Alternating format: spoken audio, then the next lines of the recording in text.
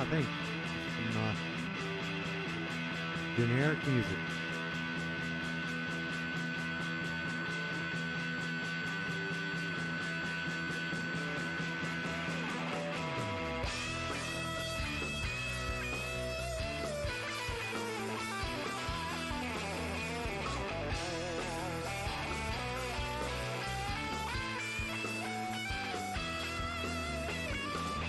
Alright, I'm going out the 3-4 left on the red X2 to Reddit.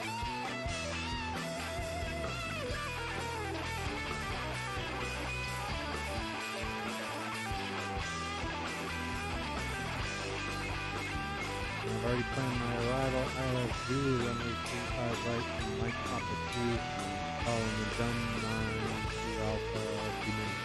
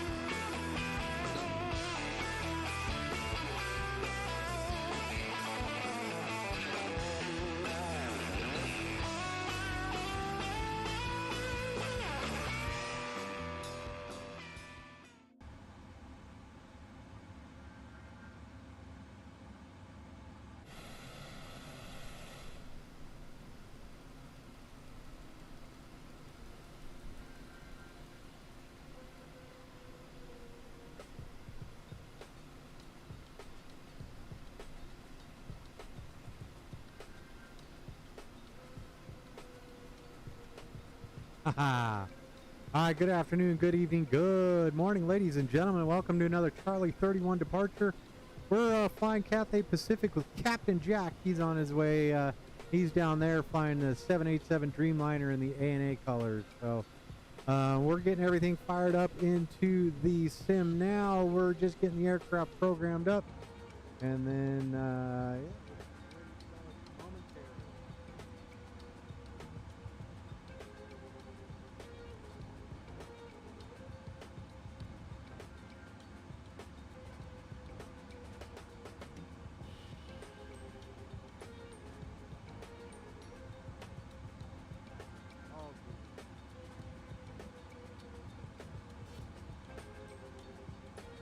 All right, so we are getting fired up.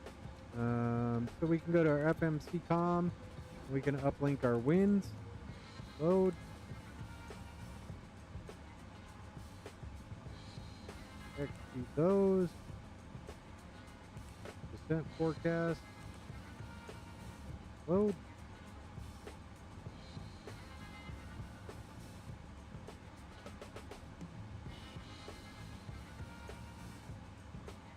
Ooh, that's a tough one.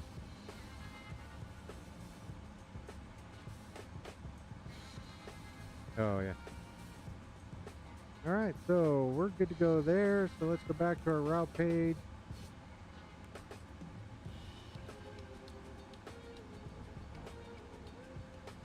Yeah, if you don't mind being broadcast. All right, give me just a second.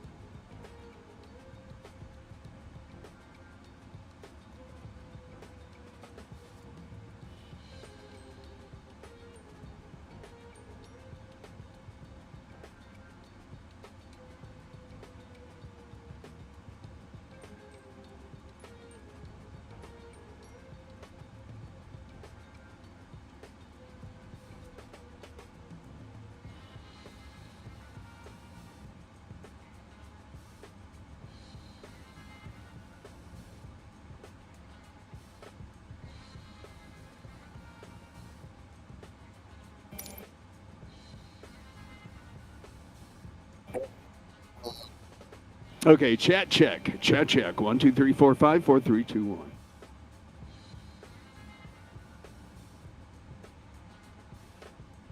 Hey everybody on Charlie 31's live stream. Nice to be here tonight. And it's always good to have Capn Jack on board. We're getting things set up here, folks. So just give us a minute. He's setting up his 787. I'm getting my 777 set up here. So we'll get going here momentarily. Yep, sounds good. Sounds good. Yeah, I really enjoyed my DC-3 flight around the Black Hills of South Dakota today. That was fun. It's always fun. That's a fun little fun route. That's a fun route there, Jack. Fun route. Yeah, it is.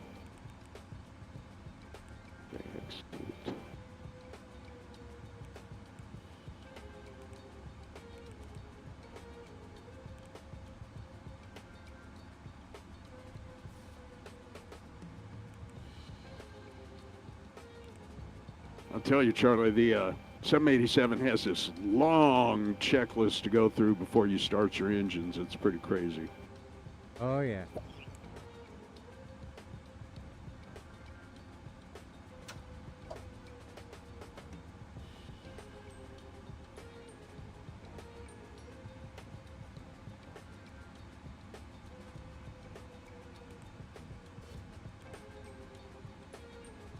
I'll go ahead and light up my APU.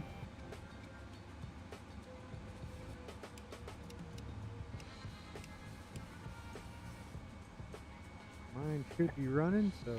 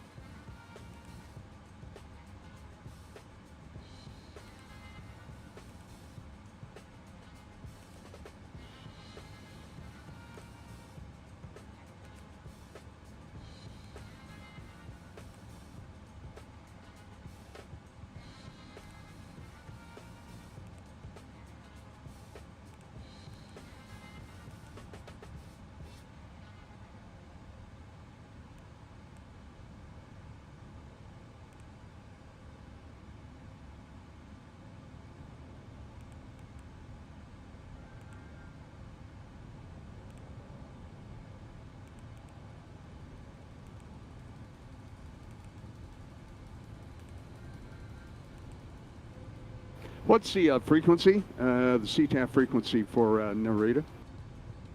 Narita is just going to be 22.8. 22.8, that's what I thought, okay.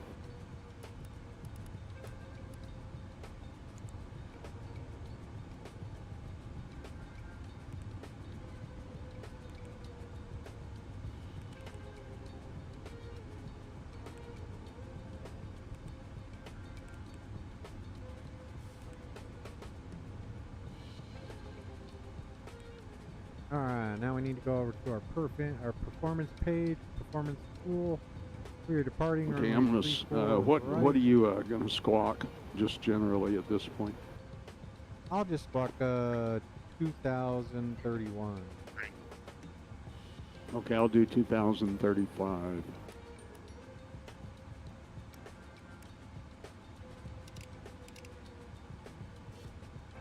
All right, there we go. And import from the OFT aircraft, import the weather 2974, and that is set there 2974. And, oh no, that's why. There we go. Different airplane. All right, so we can capture that or calculate that. Takeoff Q and 47. So let's grab takeoff 2, 47. Off that there. Now we can go here, flap 5. This is our CG of that, 6.5, 6.5, 29, 32, 38. It's still trying to figure everything out. Alright. Perfect. Yay, that's PDIRU align mode. We're good. Alright. So thrust limit 47, takeoff 2. Takeoff, flap 5. Okay, I'm taking off. I'm going on 3-4 left. We'll be taxiing Romeo Whiskey 10. Let me see. Let me write this down. All right, go ahead and grab that. Drop that there. We are good. Route Romeo good. Whiskey 10 to Takeoff 30, 32, 38. Alpha. 29, 32, 38. I'm good with those. And then Alpha to Hotel 3. You say you're going off a 3-4 left or right? 3-4 left. Perfect.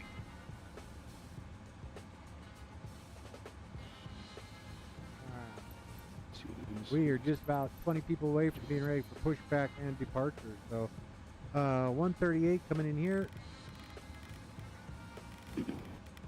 We're really light compared to the last.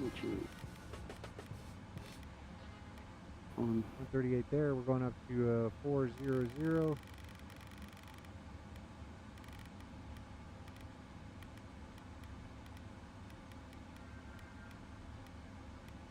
400, good to go there. Flight directors can come on. LNAV, VNAV can be armed, and with that, we move on to the next checklist. All right, before start, flight deck door is good. Passenger signs coming on. And all right, let's see how we look at this as far as passengers. 3 passengers go, of course. 3 sitting in the gate area, probably having a beer. Freaking Andy.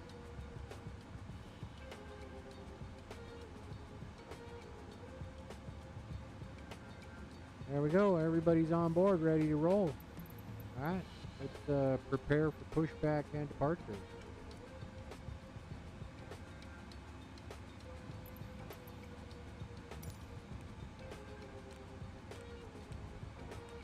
All right, our APU is on. We don't have any ground power. We're good to go there, so we can go ahead and get that going. Don't have anything in the center tanks. We're doing okay there.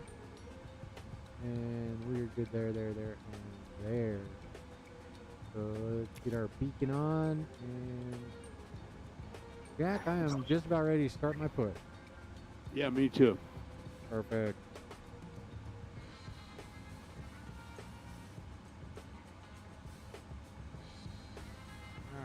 Go over here. Make sure all our doors are looking good. Okay, yeah, we're ready for push. Doors are all there. Let's go ahead and arm all our doors. Ground connections are good there. Cockpit to ground. 6.5.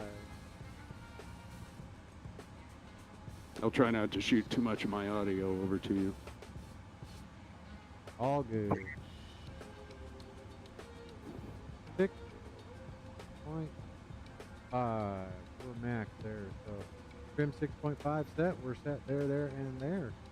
All right, let's go ahead and remove the chock. And we should be getting a call out for just a moment. Okay, sir. The bypass pin is installed. All doors and hatches closed and all All right, ground let's get our door management. Let's see. The parking brakes are set. Close You may that. lift. Close Parking that. brake set. Lifting the aircraft.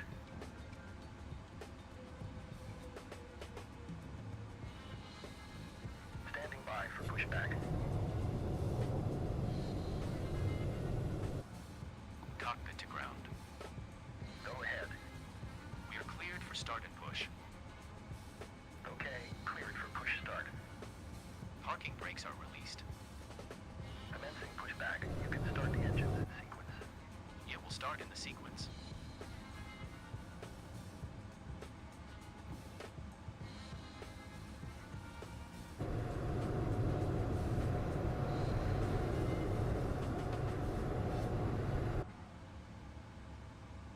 All right, Jack, I'm having a door issue here, but give me just a minute, and if you want to taxi out first, that's fine. Okay, no worries. Yeah, we're pushing back now.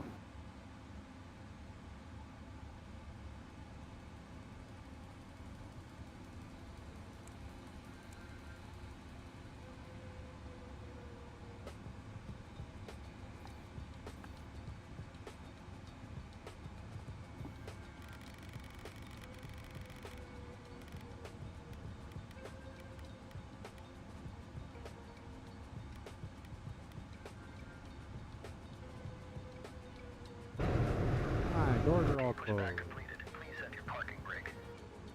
Parking brake set. Parking brake set. Lowering aircraft. Ground. Startup is complete. You may disconnect. Roger. Good engine start. Clear it to disconnect. See you at the side. Have a good flight. Holding position waiting for the visual. Thank you and goodbye.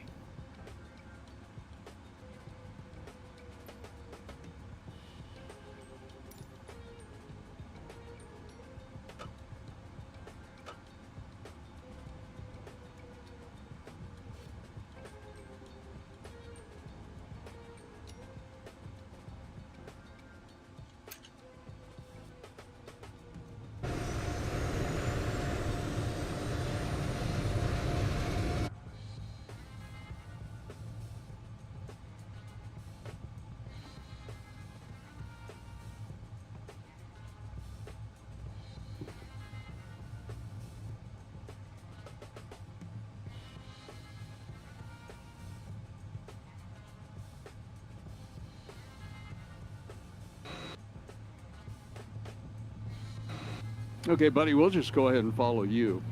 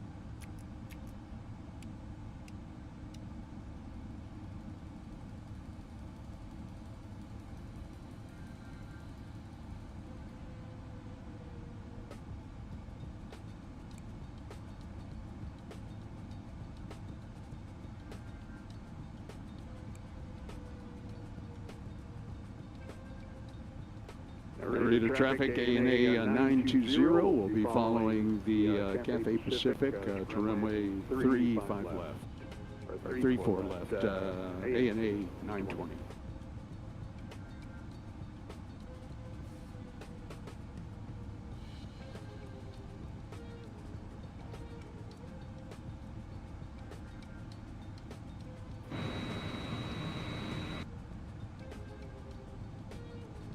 All right, once I see my pin guy hold that up, then we'll start messing around with getting the aircraft configured. So we're okay here. Anti-ice, don't need that today.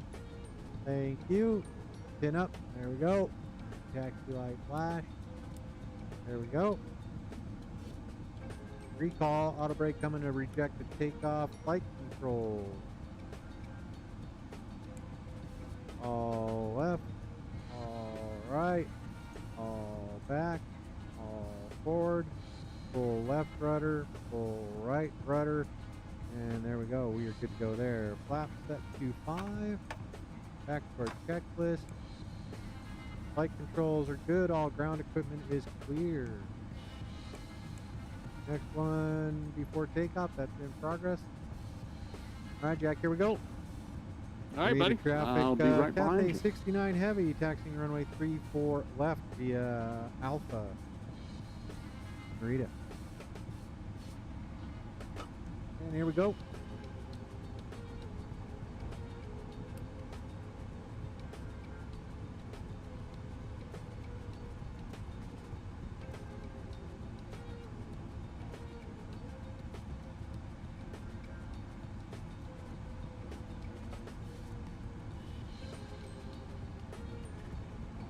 These two airplanes look really cool taxiing together.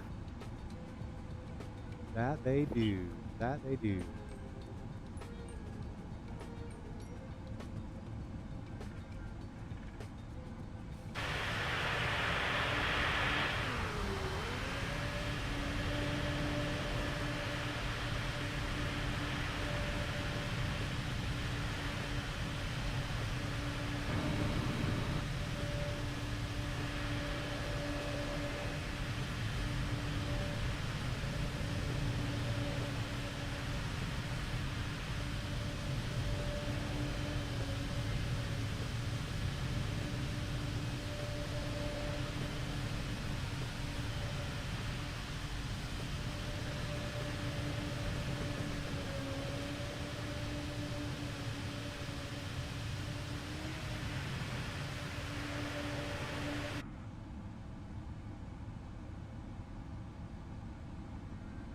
That's some good externals there.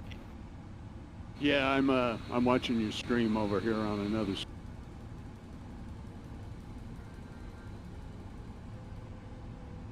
Very cool. Very cool.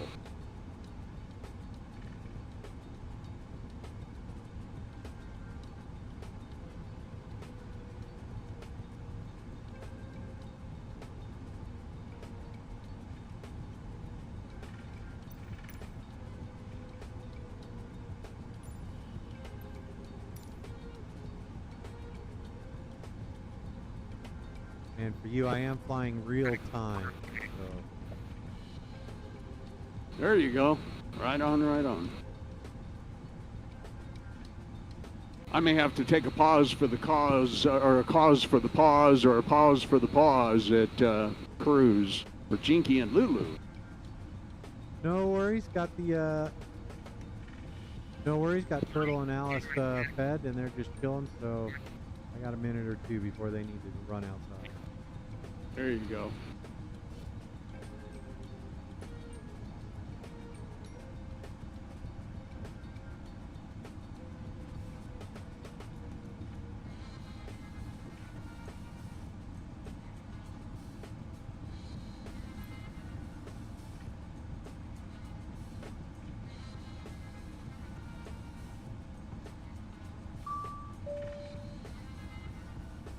Cabin is ready.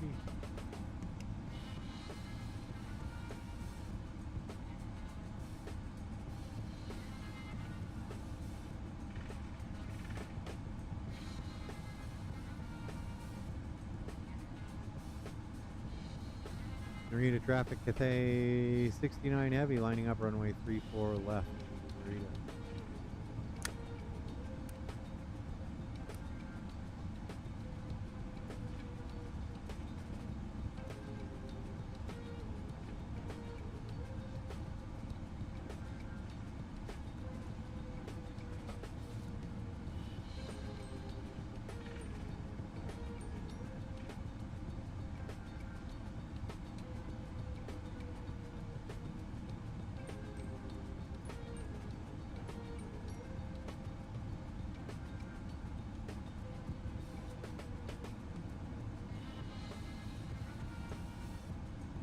Now I'm going up to 400. Yeah, me as well. Me as well. That's what's in the flight. Heck.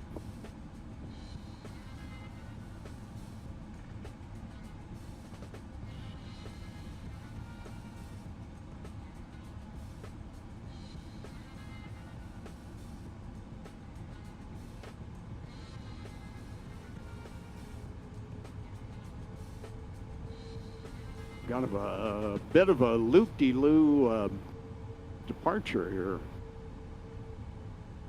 Oh yeah, don't want you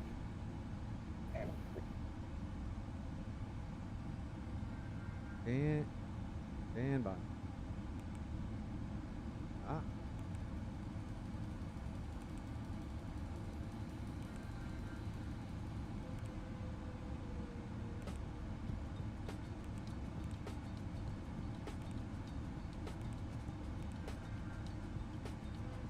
Much better. Had 3-4 right programmed in.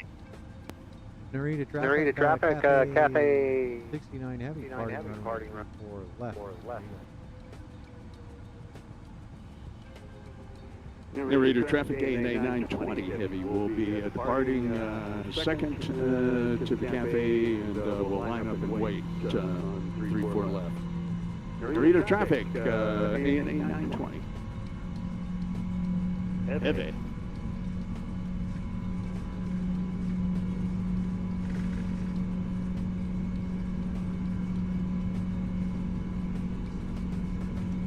V1.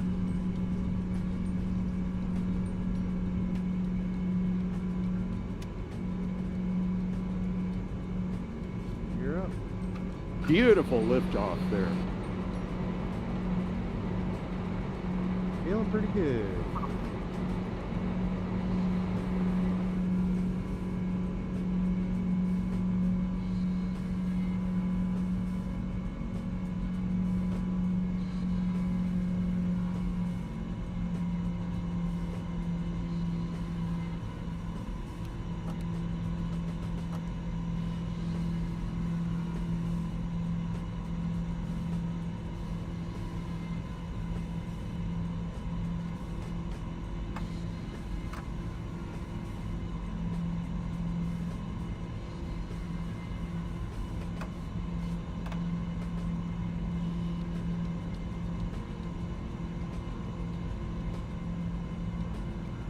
Narita traffic, Cathay 69 heavy, climbing through 2,500 feet, 400. Right turn in 10 miles.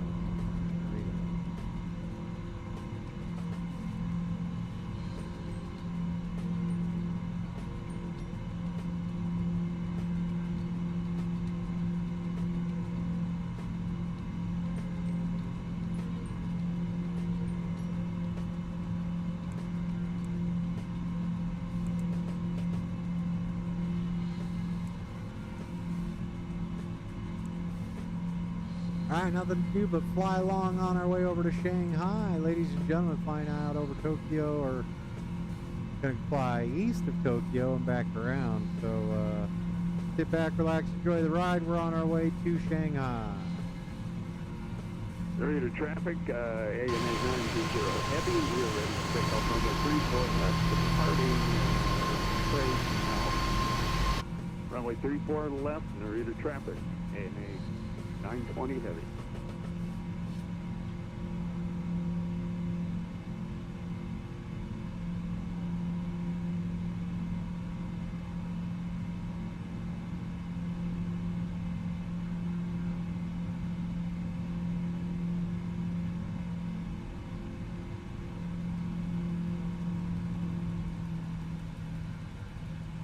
All right, we look at our chart here. We'll see that our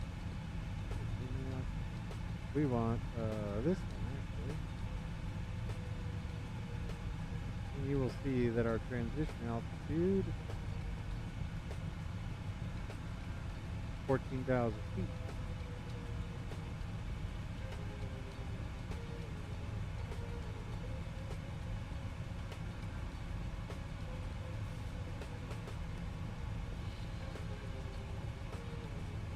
holding 7,000 feet, nice and quiet over Japan, trying to keep it nice and smooth. We're on our way, ladies and gentlemen. Thanks for flying with us. Got Capn Jack in my ear. Say hello there, Capn Jack.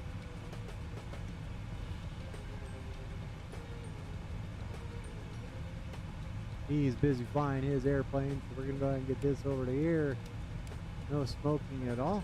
Narita traffic, ANA 920 heavy through 3,200 feet for flight level 400.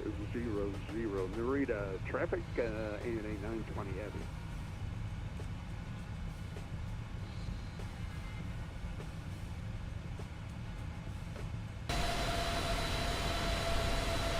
Ah, there he is. This airplane is so smooth. Good evening to everybody on the Charlie 31 live stream. Thanks, Jack. Yeah, these airplanes, I like flying these heavy.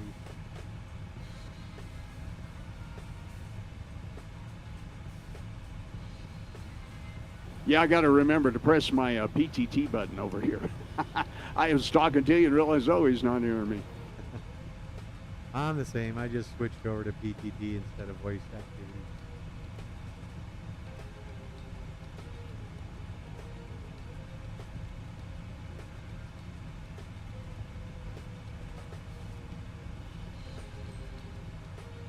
And with that, we can go ahead and turn on our traffic. Oh, we do have our traffic. We're Cathay Pacific. So, all right, let's increase our range a little bit. Flying back around the airport. There's Capn Jack right there.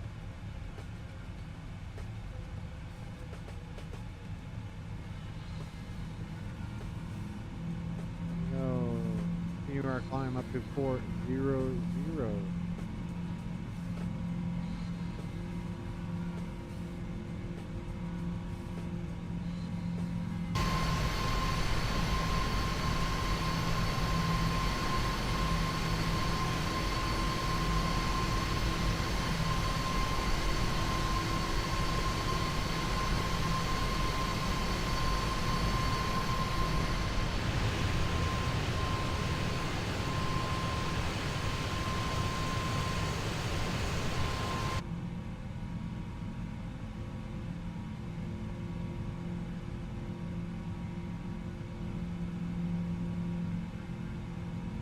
Got some good weather flying through up here. It's going to be fun. Yes, sir, I do believe so. I'm making that right-hand turn now for Alpha 4 Lima 120, I think it is.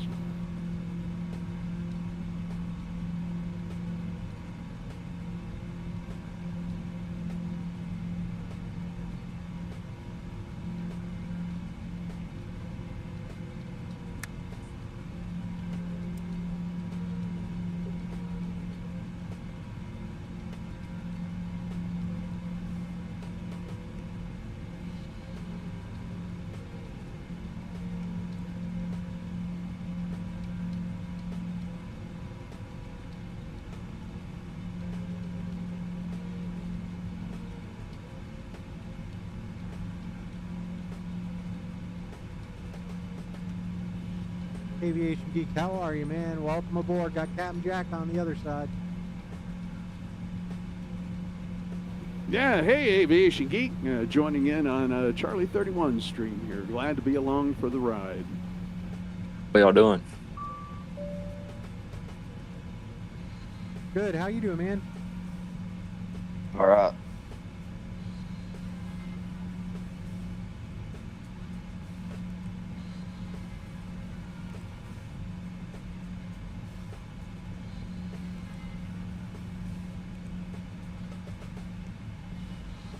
How was your meeting? That was good.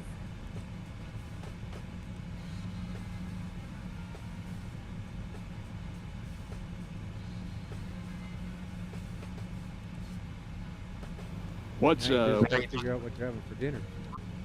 there you go.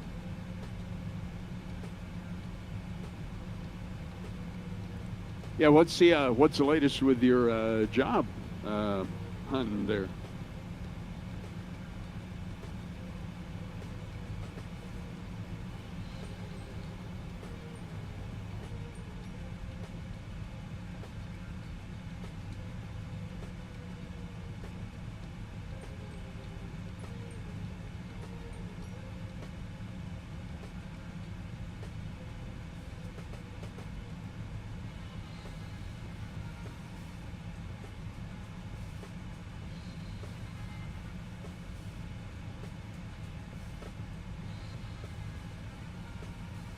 Yes, we can hear you. I can't talk to you if I'm muted. Traffic, 920 But heavy yeah, I cruise also wanted to let you know that Discord's will going be through staying my on stream, so 102.8. talking on Discord will end up on my stream.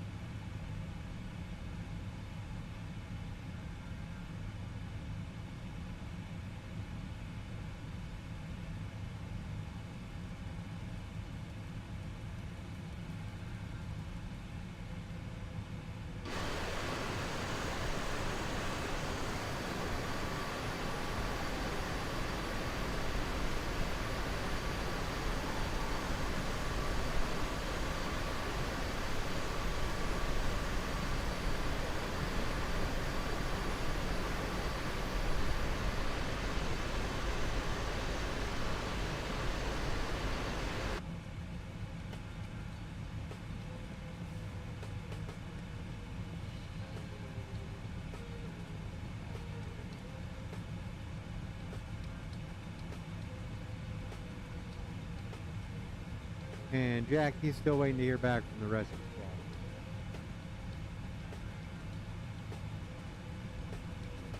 Yeah, I see that in the chat. Are you hearing my audio? Okay. I am Lima Charlie. Okay, copy that. Looks like we got clear skies ahead.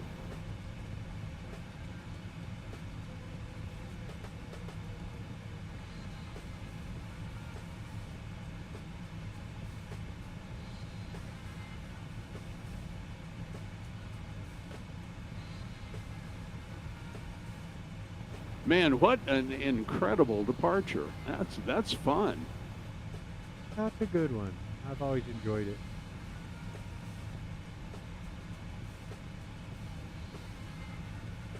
The fun stuff, I mean, there's a lot of fun stuff around Japan.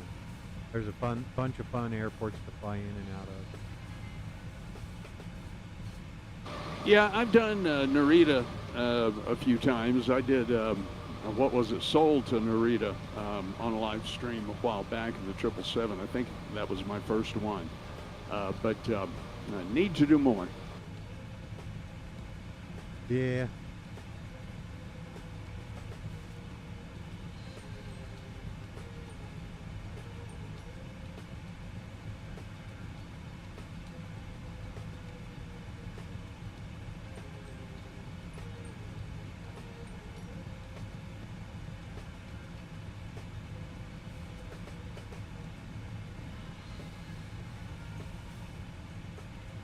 Do you have the Narita scenery?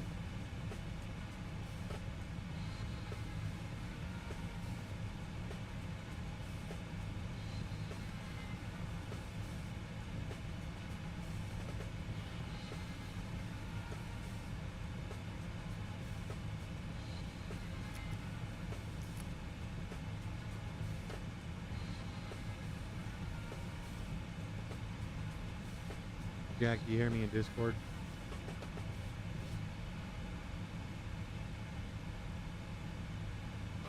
Yeah, I got you 5 by. I had accidentally minimized it. No worries, I just switched mine back over to just voice activity.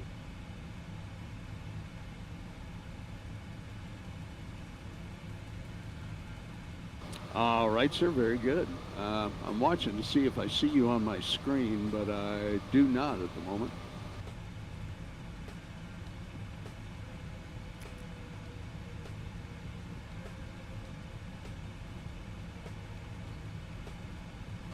I'll tell you, this A&A Star Wars R2-D2 livery is really pretty. It's really nice. They did a beautiful job. Yeah, Mac, I missed out on that, so. Yeah, I like that. Can you hear me now, Jack? Oh yeah, I've heard you the whole time. Yeah, no, I like that that droid livery. It's a lot of fun. Yeah, Mac. Sorry about that.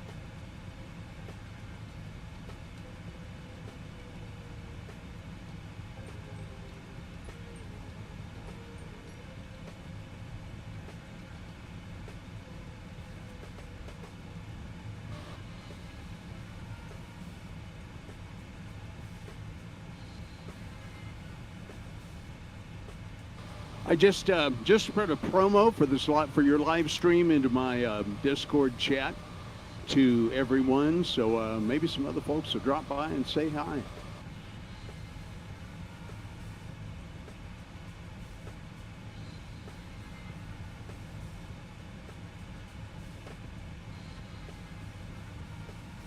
Is that your buddy Duncan that's on the Thursday night streams that's in the chat?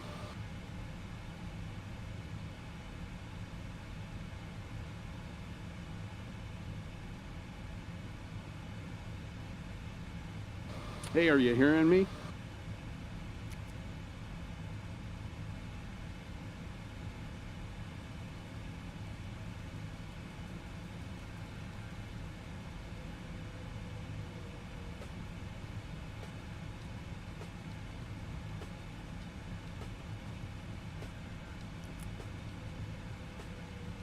Yeah, Hi, that Charlie. is. That's our buddy. That's Mac from the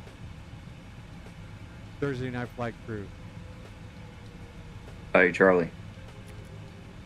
Yes, sir. You want to see something? Sure. Or can you see my camera?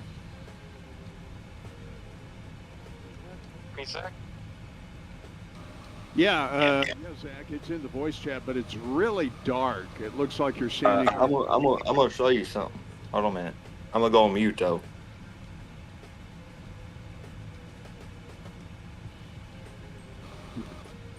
Okay, now, well, we could see you for a minute.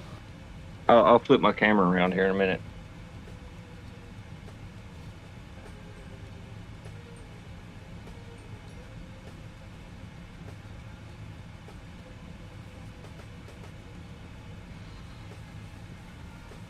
There you go, little fella.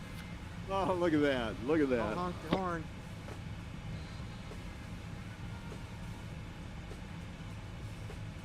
So he's your friend, right?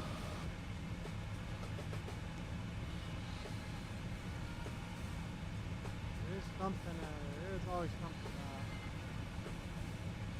A nice little black and white cat with a big fluffy tail like that.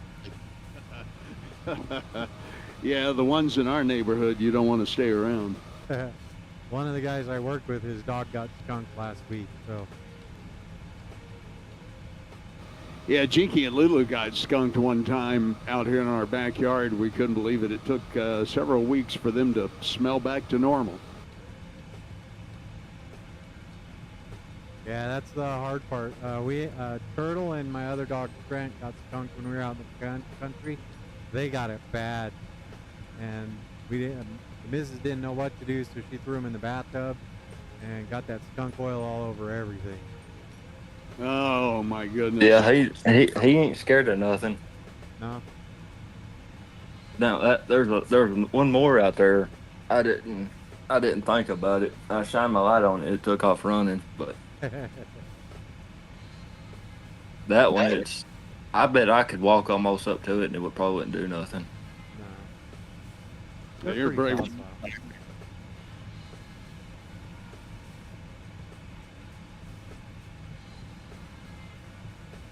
No, I got a picture of it.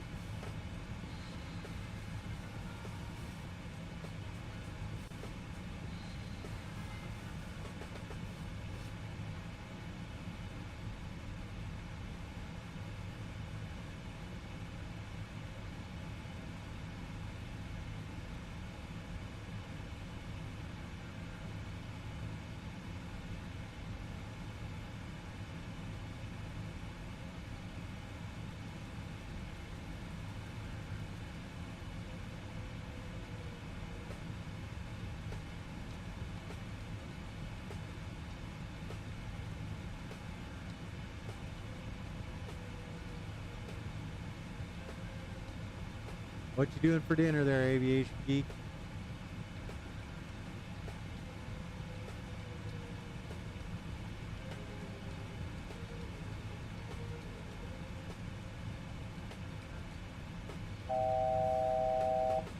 Looks like he dropped out there. Yeah, no worries. And hear about where I'm at. Do you have my top in your flight plan?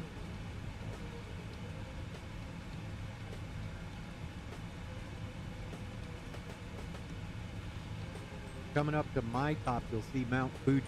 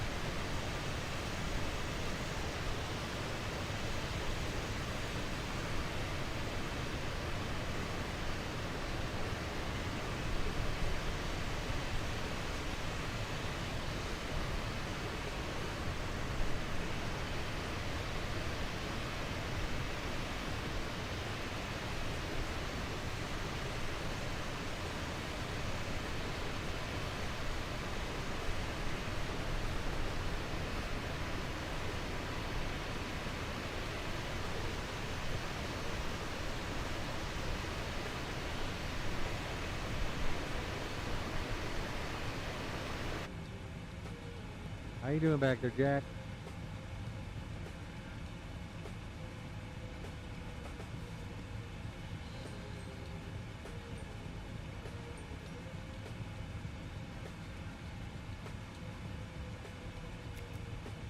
All right, folks, we are leveled off at 400 Shanghai. Here we come. We are just about 2 hours away from being on the ground in Shanghai. Yep, 2 hours, 15 minutes.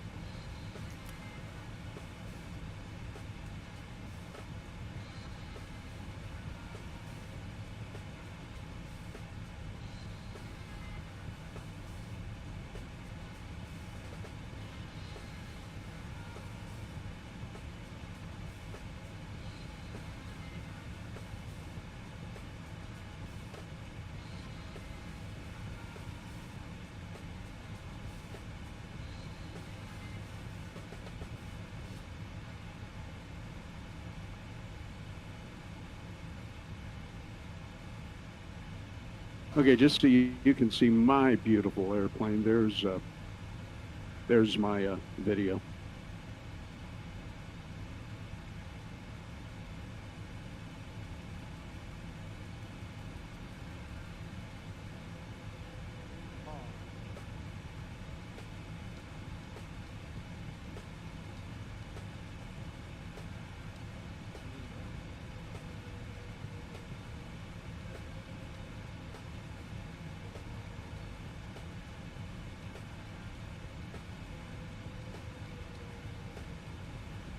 I tell you, Discord confuses the living daylights out of me. Okay, I'm going to try it again. No, not that one.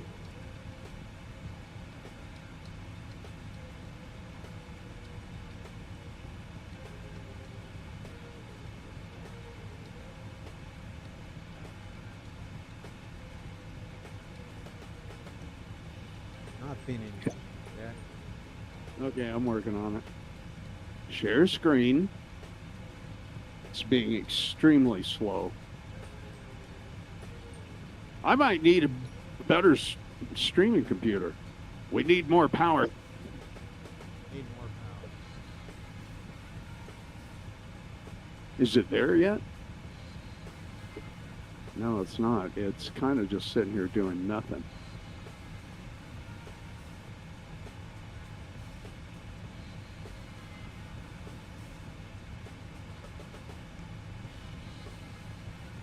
Yeah, Discord's being really weird.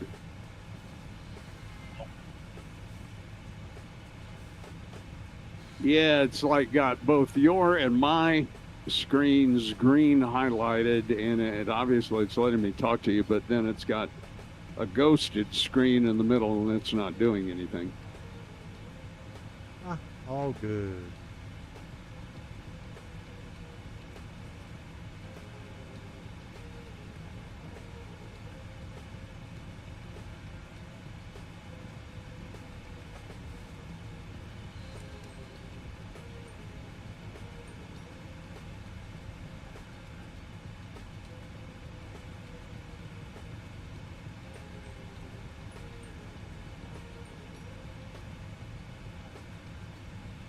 It says your stream is paused. Swap to your application to resume. I'm in my application. I'm. I don't know what this thing wants.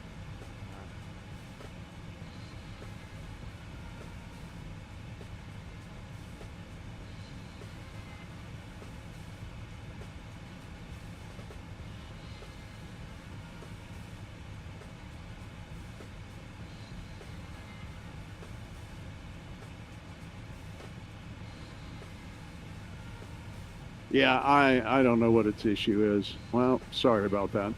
All good.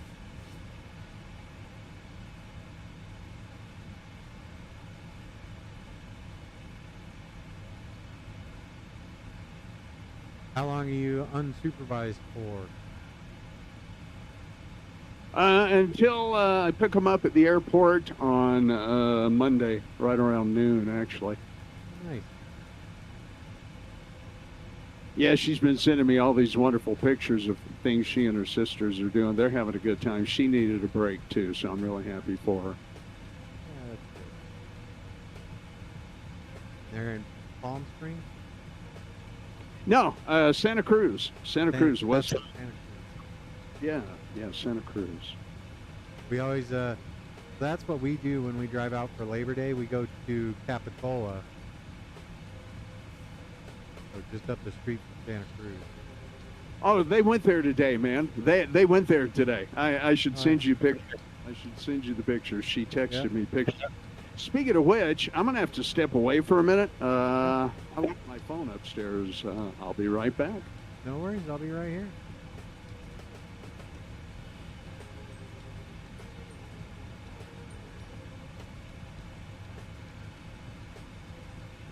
And we did just hit top of climb a few minutes ago, too, and I have you out about 20 miles out in front of me. There you go, and you should be looking at Fuji, right? I'm a looking. Oh, yeah. Yeah, I just flew right over. Oh, that's gorgeous. I'm going to have to get a snipping tool of that. Go get your phone and we'll chat.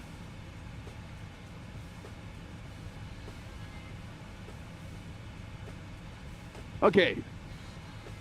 Capn Jack will be right back.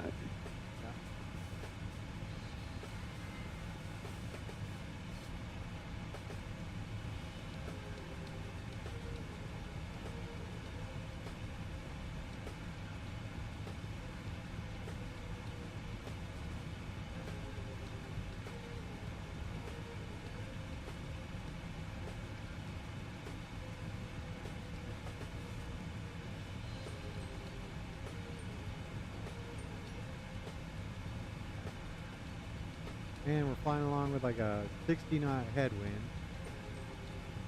It'll take us forever to get to Shanghai.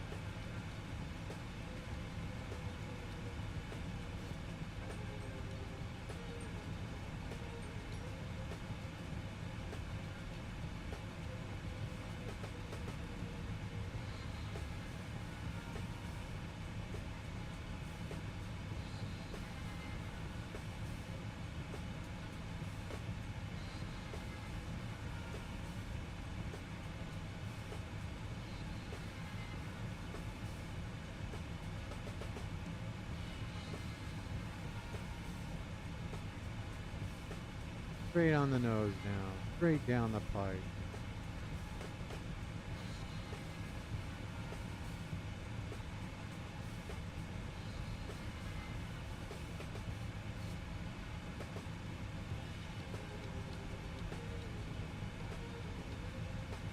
All right, I'm back in here. What's straight down the pike?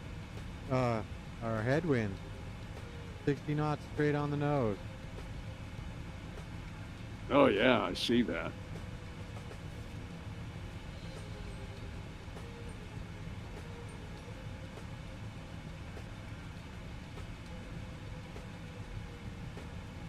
They're serving Oreo ice cream on my flight.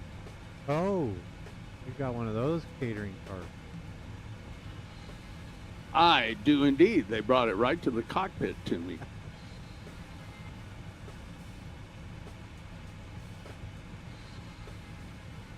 So what are you doing tomorrow? As little as possible.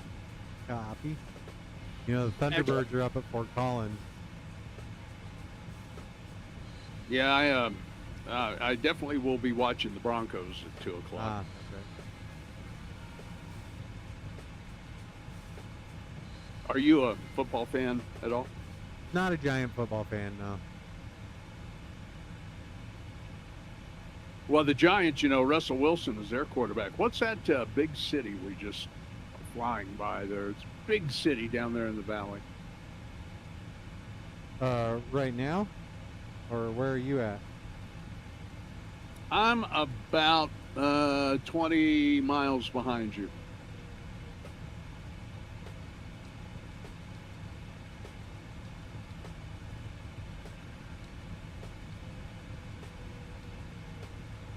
Okay, yeah, there's a, yeah, it's Lida, Tenru, and I think Korigami up there. Let me see.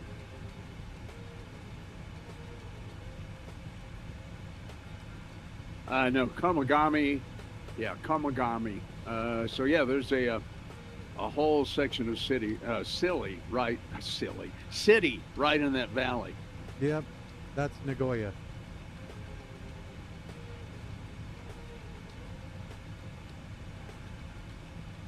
I know little to nothing about the geography of Japan. And then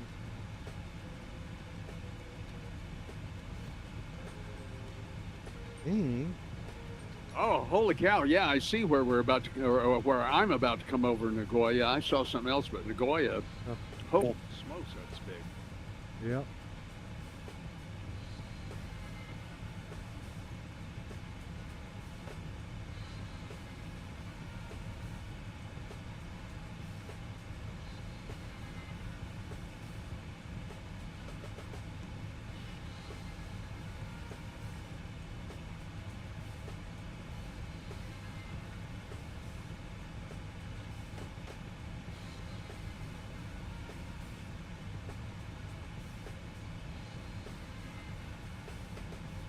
And then we'll come up on Hiroshima here in a minute.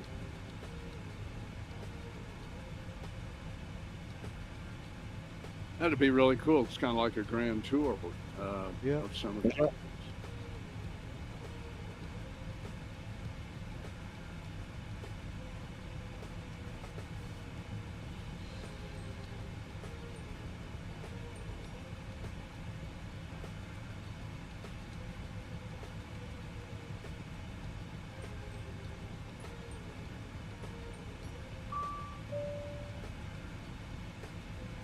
I have a kid who's been to Japan.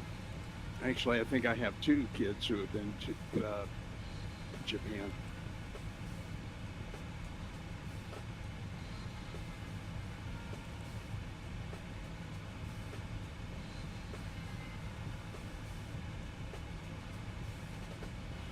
I've only been to Japan a couple of times.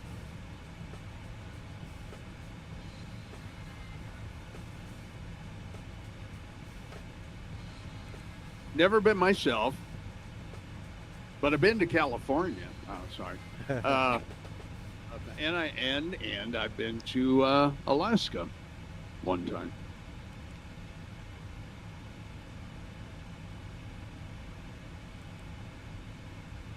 You know, it was really crazy. I went up there to help one of my colleague engineers to install a transmitter at Eagle River, which is just to the east-northeast of Anchorage, and that station pretty much covers Anchorage too. But it amazed me that in the morning I got up and, you know, of course, it was in my home here in the Denver area. And the next thing I knew, 5 hours later, I was looking at an Alaska license plate on the truck he was driving. Pretty crazy.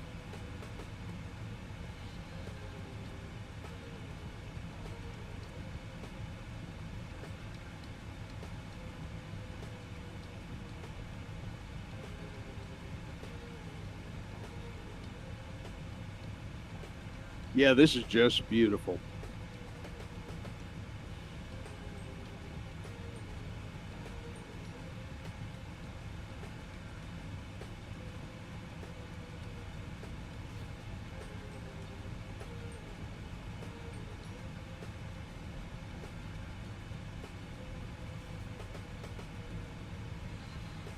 Okay, well, I guess my flight attendant's not going to bring me any water. I'm going to go get some water real quick. I'll be right back.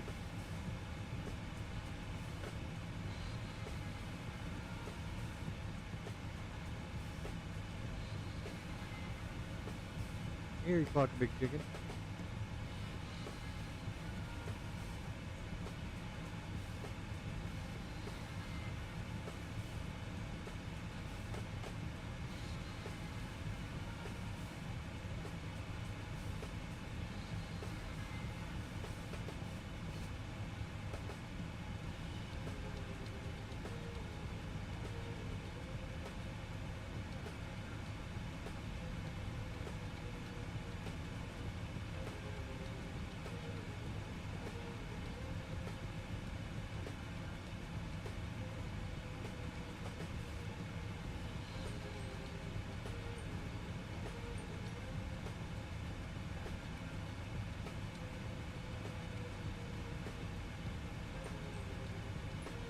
Duncan, how you going?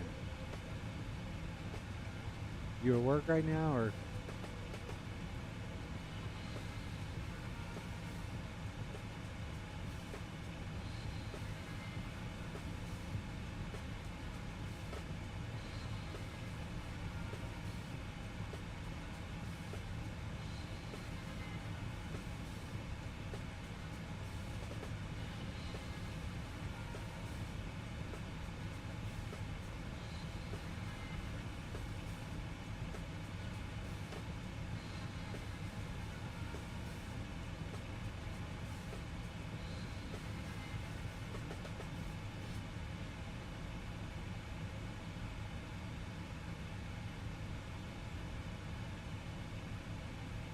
Okay, Charlie, I am back in the cockpit with a fresh glass of ice water, and looks like the Miami Hurricanes are playing the Florida Gators up on the big TV upstairs, and it's like a pretty exciting college game going on right now. Oh, there you go.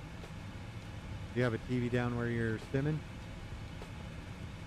Oh yeah, I got one either side of me, but I don't have that put in there. Although I could on this one over here, that'd be pretty easy.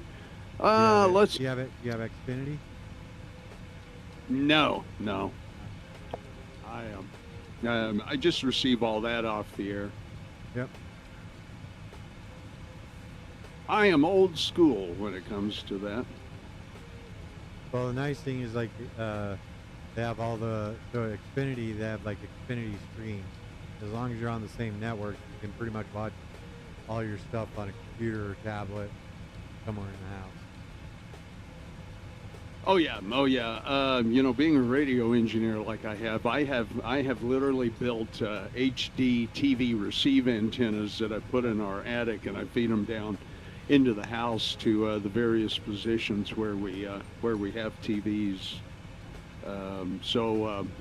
All that stuff I get literally from off-air broadcasting. It's pretty cool. That's a good deal. Not a lot of people know how to do that, Jack. Yeah, I know anymore, right? It's crazy. Yeah, people don't know how to hook up actual TV. Nope. Over the air stuff is foreign to them. Well, and not only that, but I've got a good friend of mine who is the chief engineer for KCNC Channel 4 in Denver, and he says that less than 20% of their viewers are on off-air TV anymore.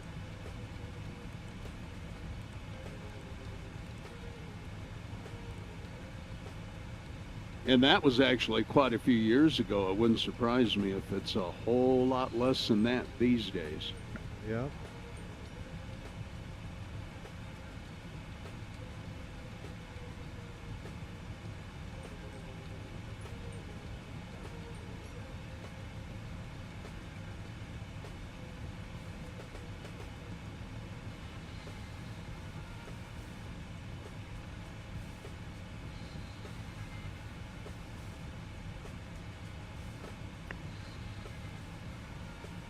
Yeah, I was going to ask you, what do you think of me of my flying the DC-3? How do you like those flights? Those are fun. No, they're good. And yeah. So, have you been watching me fly the helicopter? Yes, I have seen you do that. That is really cool. That is really awesome. So similar to like the DC-3 is you have to have a good scenery to be looking at when you're down that low and you're looking for something. It's great when you're like when you have like something to go look at. When you're just trudging along at 100 knots, like 6,000 feet, it can get a little long in the tooth. Same with the helicopter. Unless you have someplace to go or something you're trying to get accomplished, man, it could seem like you're in that cockpit forever. But yeah, those DC-3 flights you do. Did you show that video I sent you? No, I did not have a chance to put it together yet. I still need to do that. As a matter of fact, I could do that while we're standing here and flying. I have a compromise antenna down here for this TV, trying to receive the channel that the that football game's on, but it's not wanting to come in here in my basement for some reason. Yeah, no, so it's a lot of fun when you're like flying to go around Rushmore and Crazy Horse and see some of the fun stuff like that. Man, we were talking to, so after that one flew over the house that I sent you the video of, we were talking about that. Like back in the day, that's how you got from coast to coast, and it took you all day, maybe 2 days. Yeah, I believe, you know, I've read all those stats and statistics. I'm going to go ahead and shut that down. I believe that it took, I want to say 18 hours to fly coast to coast in the DC-3, you know, because you had stops you had to make for refuel. You had to fly either through or around weather, and they didn't fly through it. So yeah, that's definitely the case. And now you look at some of these jet aircraft, you can go from LA to Boston in like 4 hours.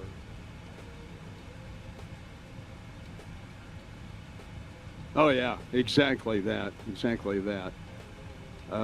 Charlie. Yes, sir. It says, Wikipedia says, in the DC-3, it took New York to Los Angeles was 18 hours, but up top, AI overview says 15 to 17 hours. Yeah. No, that's what we were just talking about. It probably took closer to a whole day because you're stopping to get fuel, let everybody hit the restroom, having to wait sometimes for departure.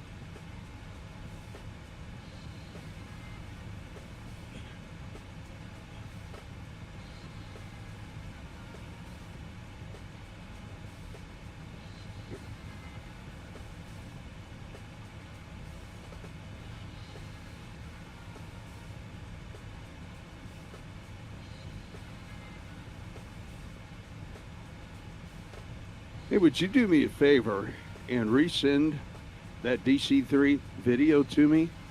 Absolutely. I might have accidentally. I've got the, you know, obviously our texts from earlier this evening in my phone, but I don't. Yep. Can't find the picture. Yeah, send that to me. Yeah, no worries. JR, this isn't a long haul. This is about a 2-hour. So right here's something, Charlie. Tokyo to Shanghai. Yes, sir.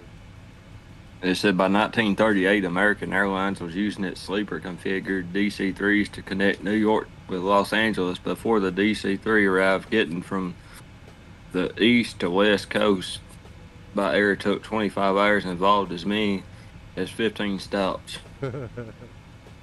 Multiple airlines, a change of planes. Alternatively, you could journey by rail in 3 days and 4 hours.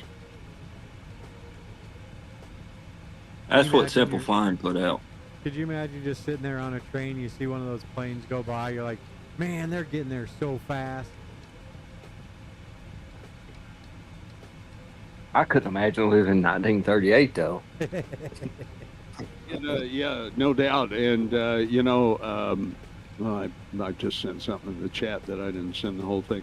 The train, I want to say it took 3 days. I know I've looked at that before, but I want to say it took 3 days.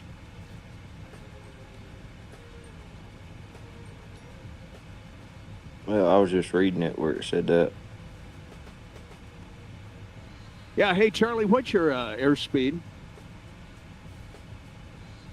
And my airspeed right now, I'm 0.84, indicated 256. Yeah, I'm 0.855, indicated 260. I'm going to back her down just a wee bit, I think. So I'm seeing you're about 16 miles in front of me now. Oh, no worries. Your plane's set up for it. Let me do this. So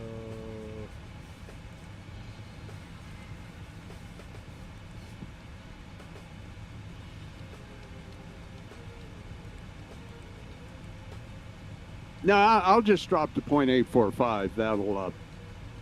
That should keep us spaced good. Oh, there you go. You stay your, I'll do an offset route 5 miles to the right.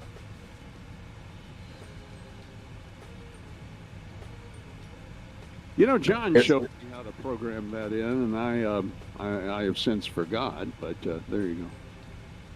It's Hey, here's something cool. Yes, sir. So I guess in 1938, Newark Airport was the largest in the New York metropolitan area. Yes, And so the DC-3 would depart Newark early in the evening, and as soon as they were airborne, passengers were offered cocktails, followed by a gourmet meal served on fine china. The plane made its first refueling stop in Nashville, Tennessee, and then took off from bound for Dallas. It would make its last stop for fuel in Phoenix, Arizona, before heading over to Glendale, California. Yeah, I think I've read that quite a few times, actually.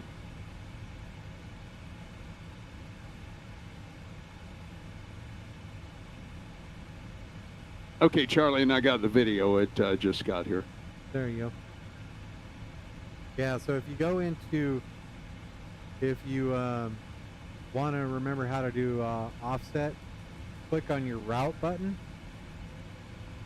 RTE. Okay, stand by. Okay, route. Yeah. Okay, got it. And at the bottom, it should say offset on the bottom right.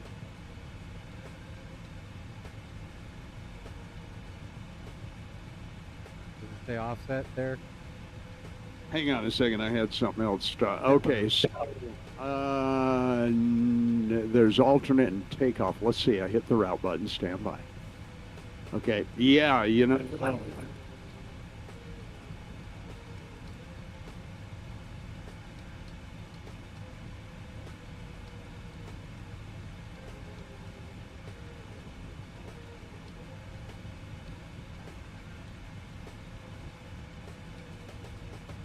And normally you do that for like transatlantic, trans-Pacific crossings.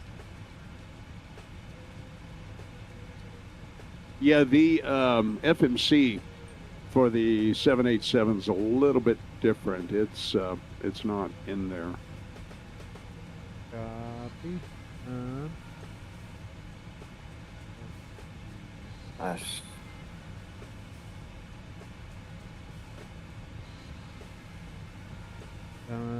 If you go into the legs page,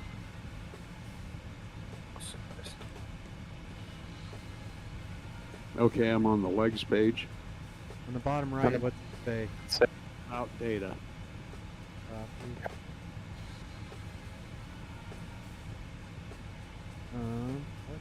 How do you do that?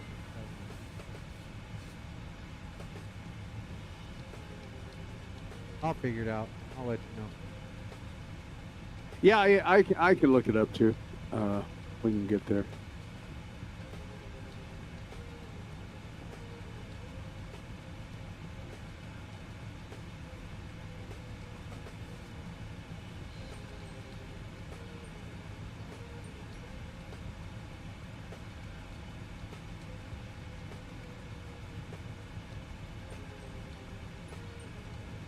I need to learn how to use the nav radio key also in this FMC. That's pretty cool. Send you that video in Discord so you can just pull it off your computer there rather than have to worry about your phone. Actually, I have Google Messages for the web also on my computer, so when you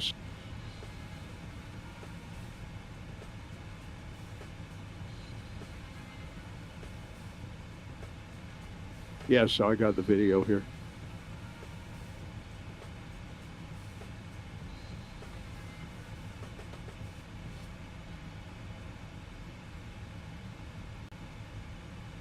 Yeah, I'm gonna make a really cool, decent for you.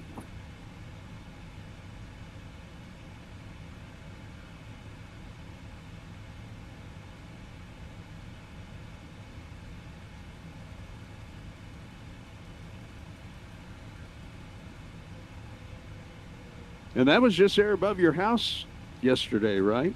Yeah, there's a little airport just on the other side of 76 called Van Air, and that's where that thing is. That's where that thing lives.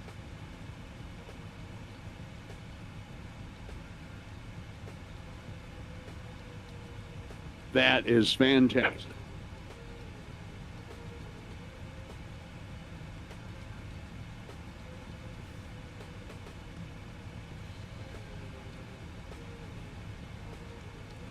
Yeah, that's super cool. That is just super cool. So he's probably up at that air show in Loveland. So that's probably why we saw him flying out.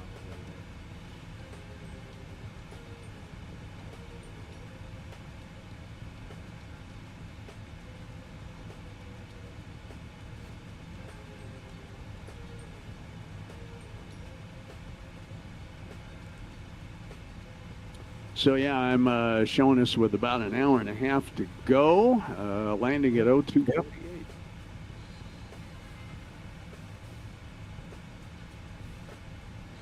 His head was set up. Zach, that is a gorgeous picture. Holy smokes, that's cool. Nice.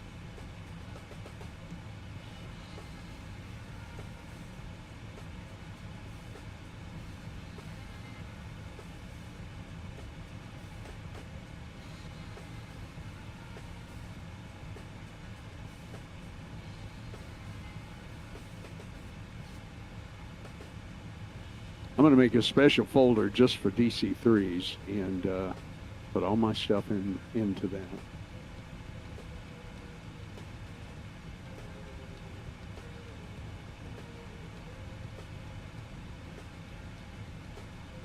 Beauty.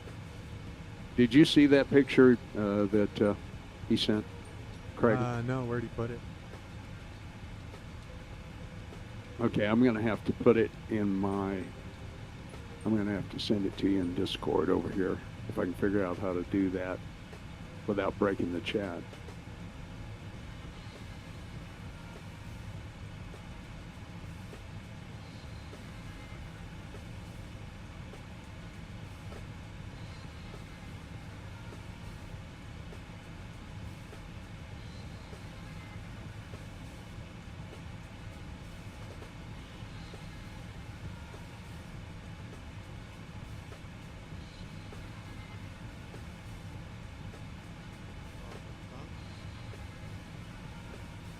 No, the DC3. Hang on, I'm sending it to you. Well, I think I am. Hang on.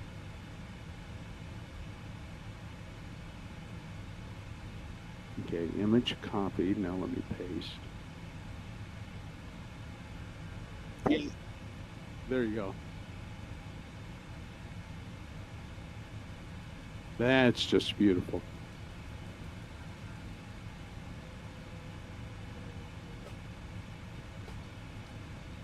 Such an interesting time back then.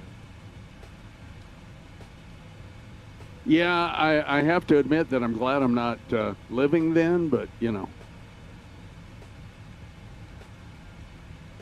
Imagine if you were, how much fun it would be.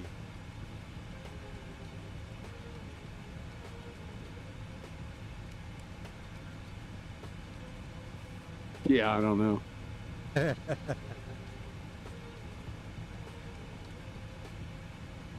You like watching your Broncos on the television, drinking a beer out of a can? You know, number one, I'm not much of a beer drinker. However, I did buy myself a 6-pack of Blue Moon, the light ale today, but it'll take me 3 weeks to. I might have one with dinner. Yeah. You know, but I'm not a huge beer drinker.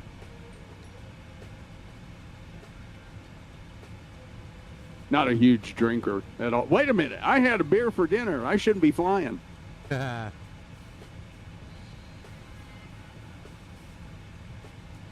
hours between bottle and throttle. Wow. Tonight it was more like 8 minutes.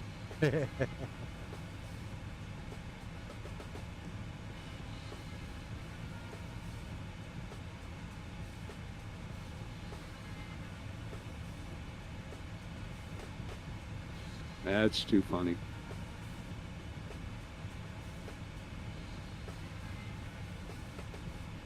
Yeah, I think tomorrow morning after I get up and have my devotion time with Dr. Charles Stanley, Yep. I think I'll probably work on a DC3 open video. Thank you for sending that. No worries. I got you back there. I see you, little fella.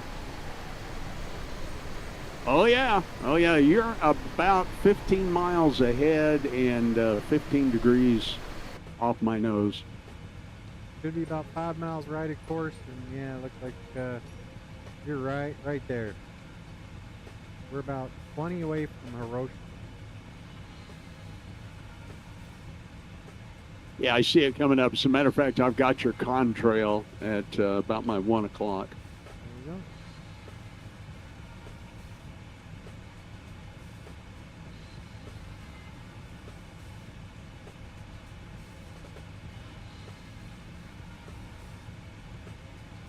All right, I tell you what, I'm going to run up and let Jinky and Lulu out because it's getting dark, and we don't let them out after dark because of the raccoons and the skunks.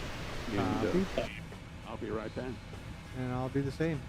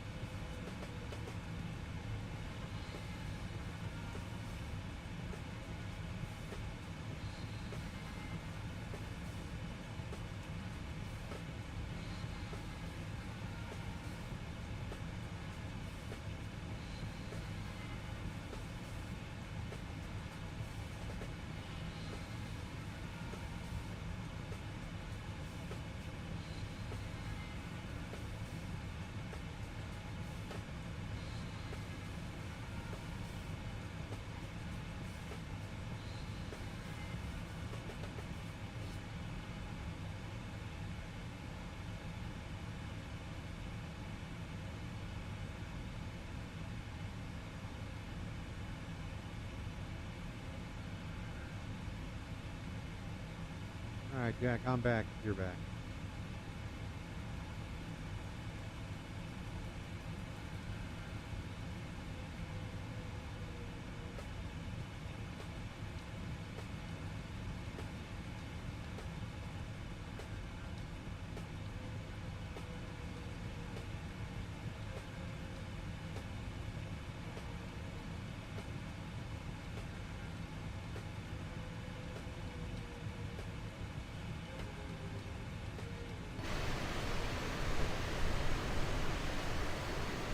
All right, buddy, I'm back if you're here. I am as well. Yeah, I had forgotten there was a couple of chores I had forgotten to do today, and so I just did them real quick.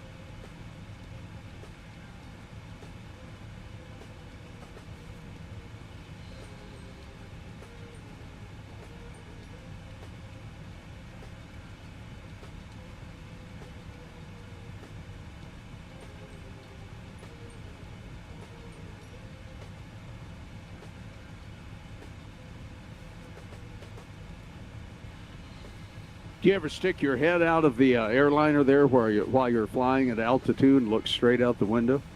Oh, yeah. There you go.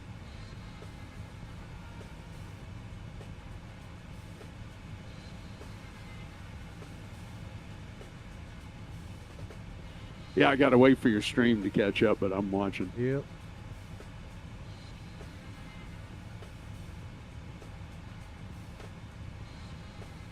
And I do have to say, like, when I first started doing VR and I would do that, it'd make me a little woozy. Yeah, I just saw it. It just popped. It just came through. Yeah, I was going to ask you, did you ever... I'm getting the heebies just watching your stream. Holy cow. Of course, you could if you try that in real life, you'd lose your head. Among other things. That's funny.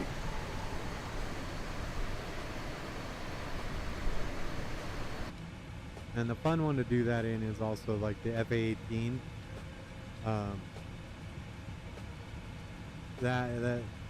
That's an interesting experience. And also being upside down, but not really.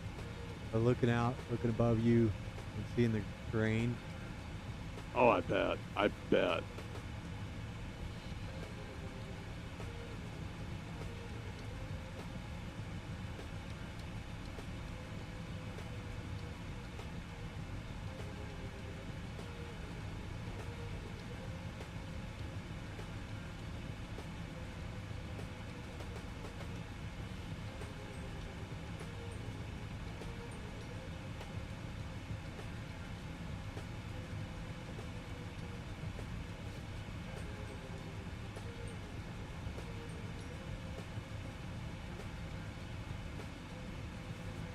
So are you do you have Flight Sim 24? No, right now I'm not even interested. Yeah, I've got 2020 working so well. Everything is great. The frame rate, everything is just really great with it. It ain't broke. I've got so many things added into it. It'd take me forever, to get. I imagine someday, sooner or later, we'll probably have to. But right now, I'm just not interested. No, that it has some. I mean, it's kind of nice. Flying like the helicopter and being able to get out and walk around is really, you land somewhere, walk around, see stuff. It's kind of fun. I don't know if you watched my Jurassic World video. So Orbix has a whole Jurassic World. They built Isla Nublar. I'm sorry. Forgot to press the button. Sorry about that.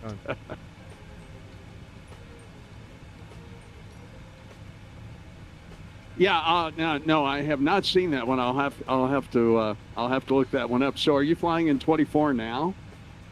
No, I'm still in 2020, 90% of the time, but I'm trying to get used to 2024. It seems a little more optimized for VR, so, but it's still not great for VR. Yeah, what does that do to your frame rates? So I mean, I'm not an expert, not because I kind of want everything to sort of work sort of naturally. Right now, I'm getting like 30 frames per second. You got to think about it. It's trying to do 2 different displays. Yeah, that would make sense. Well, I mean, can you run the VR off the native board? Will it run off that, or does it have to have the bigger card? You do need a graphics card. I mean, there are laptops that'll do it, but they've got the 5090 chip in it or the 5080 chip in it, and you can do it. But most VR, you need to power the headset, and you're really taxing a laptop computer to run VR. Yeah. So.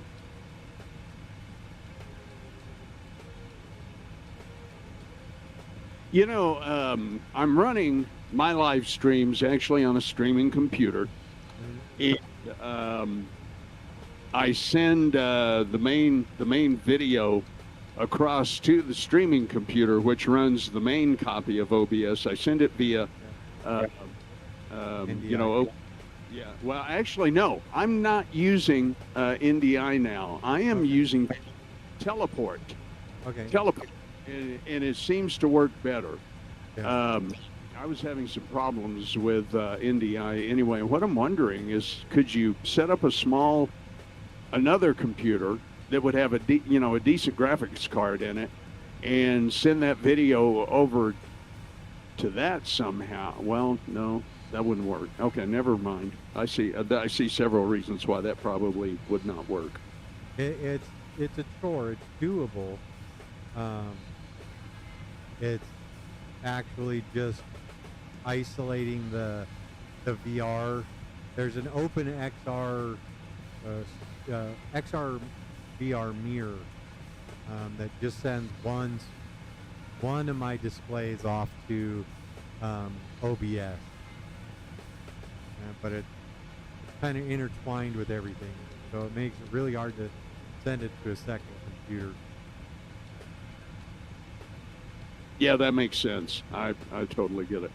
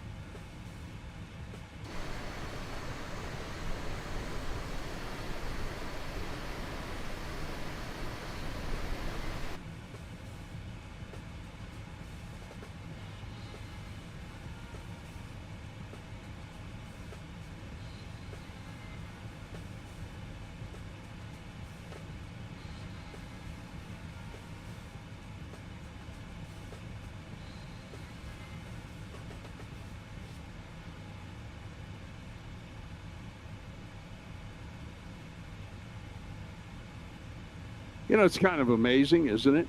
We can sit here and watch these airplanes fly for hours at cruise like this and think we're having just a great time. It's amazing, isn't it? Because it is a great time. I mean, you're putting yourself out there. You're like, we're over Japan right now. How many people are like over Japan right now? And in their house on a Saturday night. Well, yeah, exactly. You know, my wife always knows where to find me anyway. Yeah. You know, the really cool thing about this to me is, you know, basically, and I'll use it this way, the virtual reality of going to these places and seeing them, and then you know, just like when I go to Nashville or Indy in real life, it's exactly like it is in the simulator. It is. You know, every hill is in place, every building is in place. And yeah, I really kind of bristle a little bit.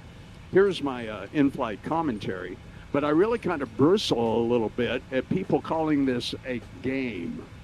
I don't see it as a video game where you're running around trying to shoot up people and shoot up things and live vicariously and fight wars and do or what, you know, whatever a video game may entail, trying to score the most. You know, you know, Madden NFL football would be the same thing. Now that would be a fun game to me, but that's neither here nor there. But this simulates the real world, and you know, you can do this in the simulator, and then later, if you have the fortune and blessing to go to one of these places for real, you almost feel like you've been there. Yep. Well, no, and that's the fun part. Like Mac, and he's in Europe, and he can literally go through all of Europe in real life to all the airports that we fly to for like 200 pounds, like $250. And what he does is he'll get out and he'll get a flight to wherever. He'll go to that airport, have a beer, and when he's flying in, he'll be like, oh yeah, we've flown this approach, or we've done this approach, or we've flown here. And like, he went into Innsbruck and went off the end of the runway and had a beer and met some folks, and then went back to the airport and caught a flight back to Manchester. And like, that's just crazy to me that you can do that for like $100, but still, I agree. Got like foreknowledge of what he's doing. Exactly. And you know, again, we're simulating the flight of these aircraft, going through all the same weather, all the same, you know, whatever the case may be. So it's I much rather use the term simulation than, you know, a video game. And I don't know how many times now, Craig, I have talked to a pilot. You know, I did it in Nashville. I said, we came in on 20 left via the whatever approach, right? And he says, oh yeah. And I think I kind of impressed him because I actually had a feel, you know, for what we were really doing. And I had the opportunity one time flying into Medford, and I stated the approach and the RNAV into, I think it's runway 36 there. 35 or 36, whichever one it is off the top of my head. And he was like, wow, are you a pilot? And so we started talking about, you know, real flying and simulation, and he invited me into the cockpit. So that's the first time I've got to sit in the cockpit of a real CRJ. Nice. And you know, it was an amazing time. It's amazing what this hobby has allowed us to experience. It really is, and I'm glad to have found it. Yep. Even at a later age, as it were. Well, no, and that's so. In my previous streams, like in the YouTube description, I used to list the flight and then the game I was playing, Flight Simulator 2020, and I'm in the process of getting all of them so that it says simulator, so that I could put FS20 or FS24. But it is, because it's different than the game. It's a simulator. And after being at like the United simulators, some of our graphics and some of the things that we experience in these flight decks is better than what real life line pilots are flying. Yeah, they're not going to sit in this simulator that's like $10,000 an hour doing a long haul flight where they're at cruise the whole time. They're going to be shooting approaches and handling emergencies, but at the same time, what we are able to do in this simulator, and visually what we were able to see, is so much better than what the professionals are able to use. Well, I tell you, a prime example of that, and you're absolutely right. Believe it or not, I went to the, the big flight training center here in Denver with a friend of mine who is, he actually helps, I think he's the lead guy who builds and installs and maintains and looks after, the $40 million simulators that they use to really, that are on the stilts, that on the hydraulics, and they tilt and they move their full motion. And it's amazing that these things cost so much, and the graphics, believe it or not, are being run off even as a Windows 8 computer. They're still using some of the oldest. They don't really care about the scenery as such, but they do care about absolutely everything else, obviously, in the training of real pilots. So it's fascinating, fascinating. Yeah.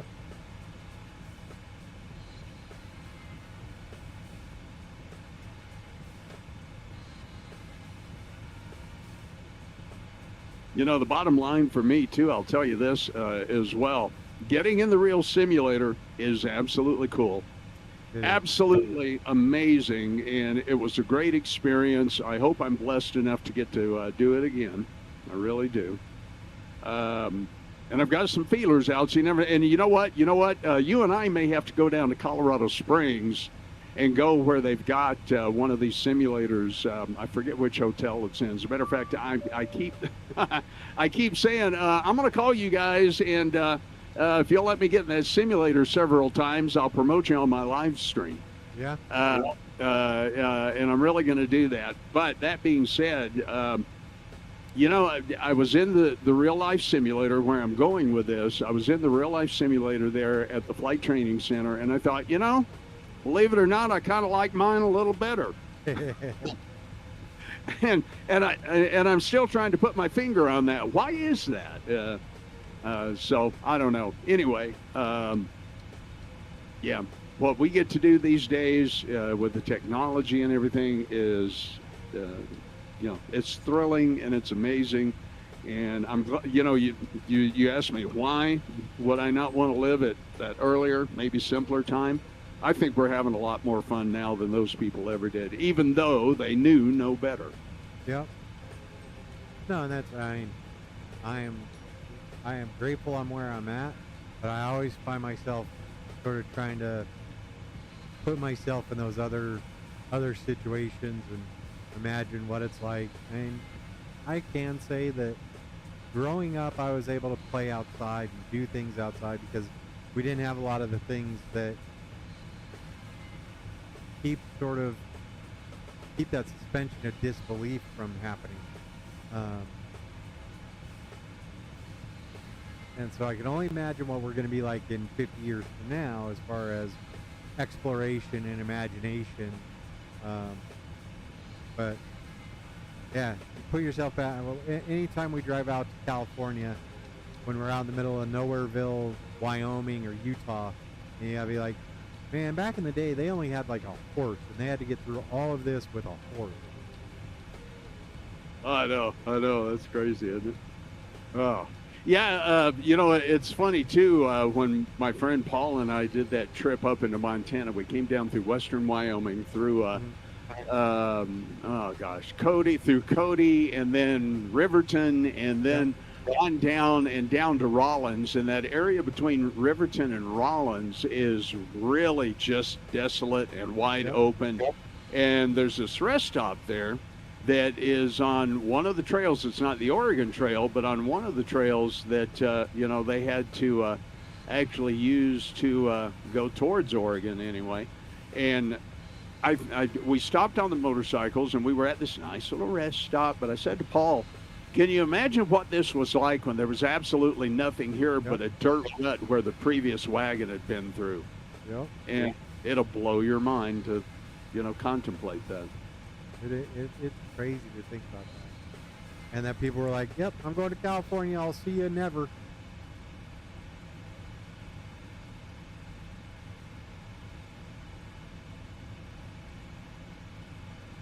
Yeah, and then my wife can get there in 2.5 hours on an Airbus,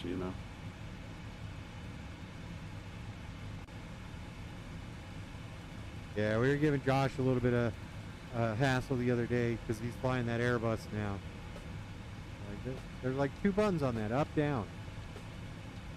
I tell you, Josh is a kick. He is a kick. But well, the same way with the Dreamliner I'm flying tonight. I mean, I'm not really having to do anything, although I'm having to learn its systems.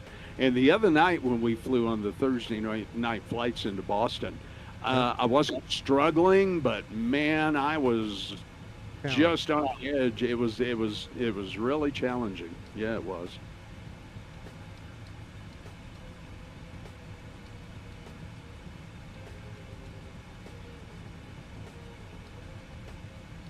I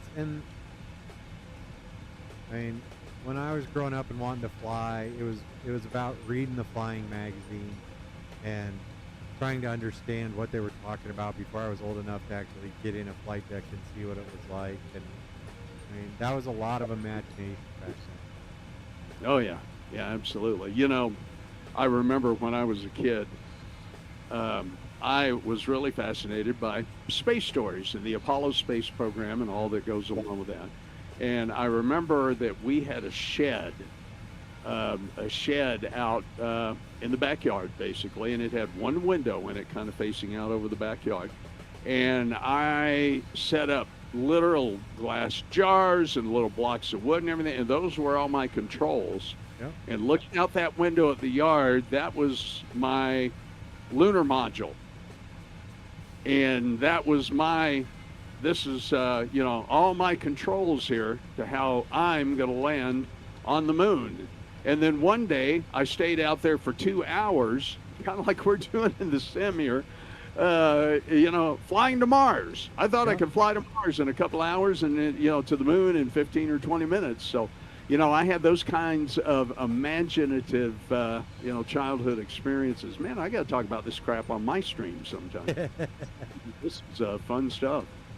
Yeah, no, I can vividly remember finding like a couple boxes of old used breakers and light switches and toggle switches, and me and my friend built like a whole cockpit for the flight deck for like the lunar lander.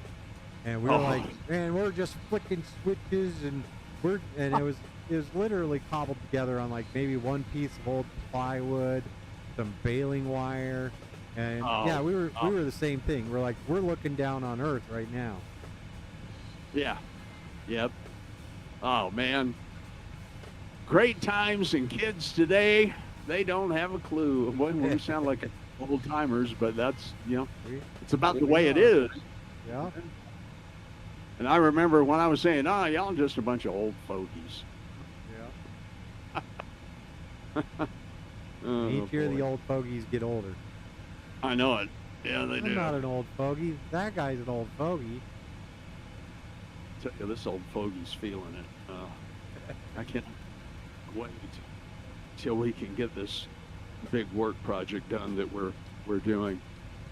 I mean, I love my work and I love my engineering work, but I'll tell you this, the logistics, keeping up with the logistics of this and everything are just monster. And how soon until it's done? Well, we've got a deadline. We've got a deadline of April for the entire company, and I need to get my snow sites taken care of. The snow sites are what's vital for me. And my friend Skylar here in town, who's another ham radio operator, he said, what was the name of the peak? Anyway, it's just on the west side of Silverthorne, west side of Dillon, Silverthorne, Frisco. And he said, you know, it had snowed a little dusting up there as they were making that hike up that 12,000-foot mountain. And so anyway, you know, it's a coming, and I've got to get up to one really severe site above Eagle this upcoming week and get a Starlink antenna mounted to the building and get that squared away, because I may not be able to get up there in a couple of weeks. You know how our crazy Colorado weather is. Oh, yeah. So, yeah. I'm bringing it back down to 1 mile offset to the right. Okay, copy that. Yeah, I see you out there in front of me.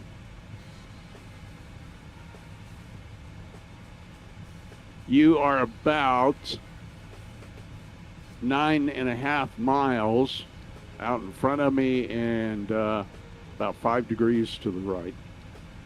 As a matter of fact, I can see your lights flashing now. That's really cool. Yeah, I'm still at about 0.849 Mach, so let me know where you might like for me to... That's perfectly fine. Well, I'll keep an eye on you, so... Actually, you're about 7.5 miles out in front of me, not 10.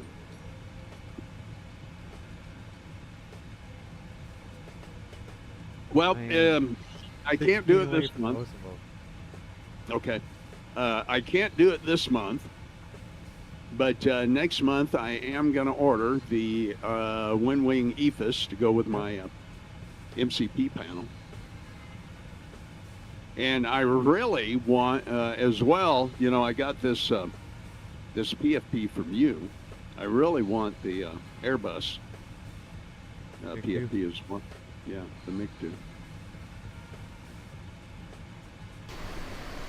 Although I wouldn't mind having it for the 777. Can I just have them all? Yeah, right?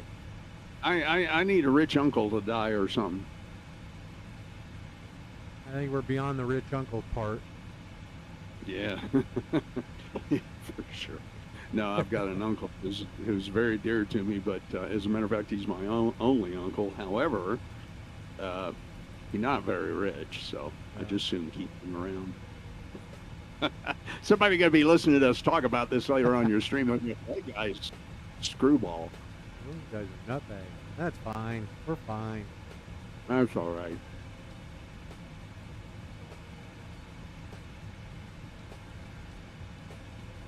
It's kind of fun to just sit and chat during these things while we're flying.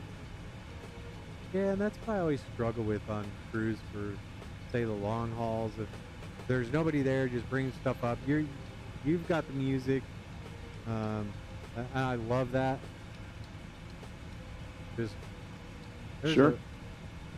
I kind of like, there's a lot of romance to me for the long haul flights, the 10, 12, 14-hour flights.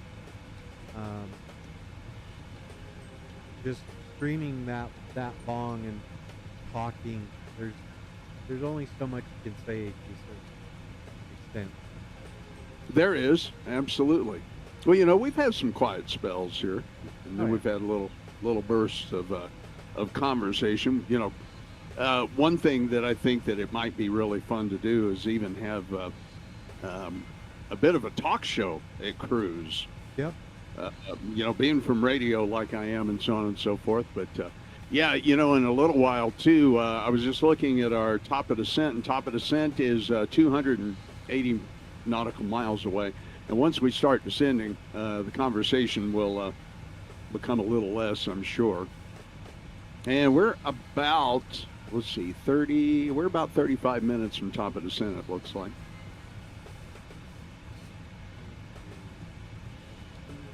Yeah, I'm about 30 minutes out. Yeah. And then we'll go, you know, quieter cockpit anyway, because I'll let you concentrate on what you're doing, and I'll concentrate on what I'm doing. Yeah, no. And let's see, where do we want to park? well, you drive on the parkway and park in the driveway. Oh, I'm sorry, it's on this. Yes. coming in on 35 left. Heck of a What? taxiway. Where did Discord go? Can you still hear me?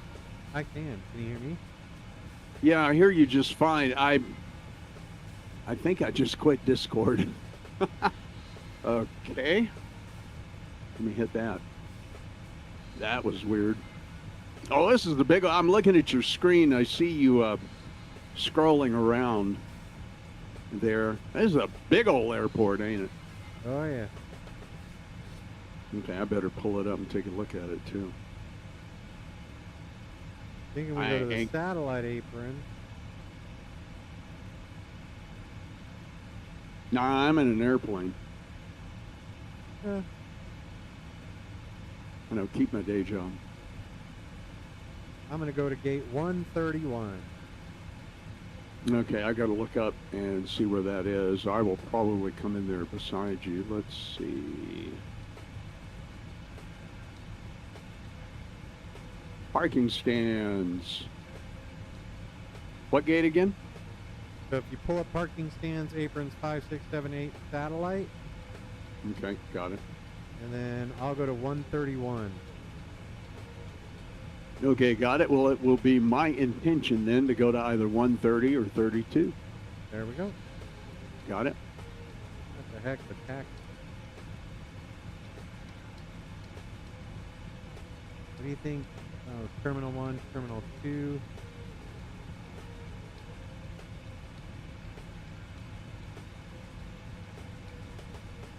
Terminal 1. Okay, what runway are we landing on? 35 left. Okay, let me pull that up. Coach. ILS. Or 35 right. Oh, there's an RNAV into that too. That might be fun to try.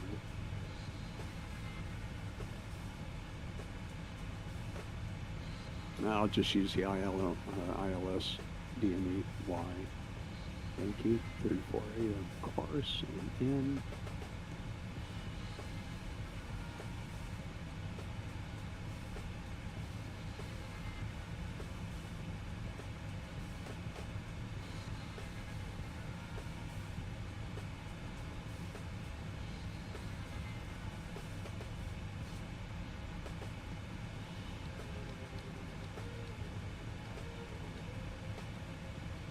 So are you going down to that satellite then and park at 131?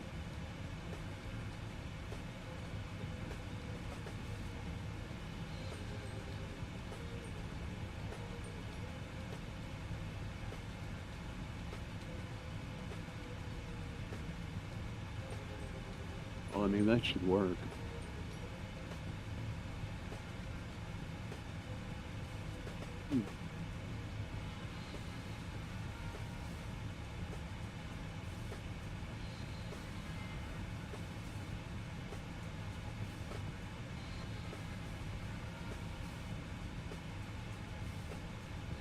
Terminal 2's on the northeast side of the airport from where we're landing. Yeah, that's where Cathay Pacific parks, is Terminal 2. Why don't we land on 3-4 left then, if you want to do that?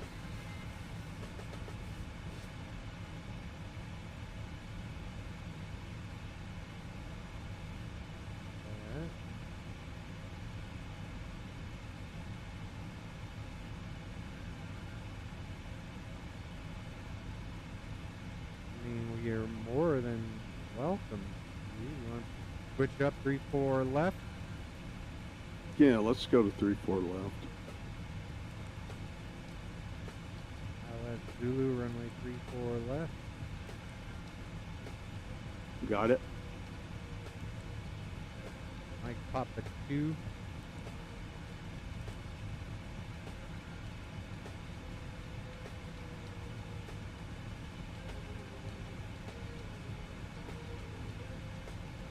Yeah, Mike Papa 2. Then I have a discontinuity to Papa Delta 043. Stand by.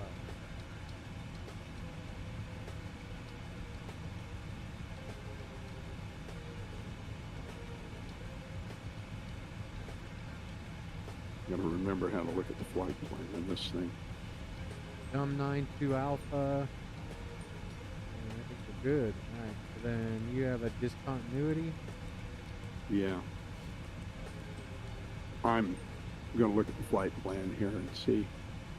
Actually, I don't think it's that bad a warning. All right, I'm back. Okay. Yeah, you know, Mike Papa 2, we're on a downwind to 3-4 left, so that's easy. Go to Mike Papa 2 and then, you know, turn a right base. So so in your arrival, if you select ILS Zulu runway 34 left, Which I did. and then select transition Mike Papa 2. Okay, hang on just a second. Let me get back there.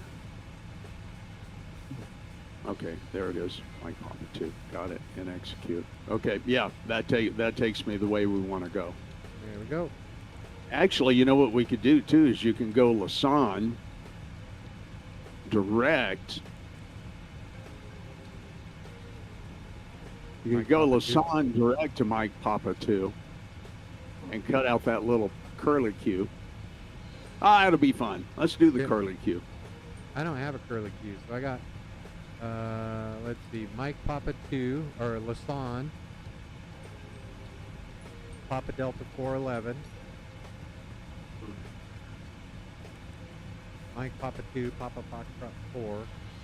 Okay, so I've got, I do a little curlicue off to the right according to my flight plan, but I can get rid of that.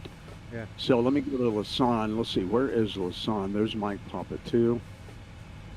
Okay, there are the ones that we need to get rid of. So I'm going to take Mike Papa 2, and I'm going to go previous page, and I'm going to put it in the space of PD 412. Yeah, that's probably what I want there. And yeah, okay, that gets rid of that discontinuity and takes me direct. I wish we could put this up on the screen. When I'm doing this kind of stuff in my live stream, I always like to try to put it up on my screen so people can see it. That's pretty cool. Okay, good.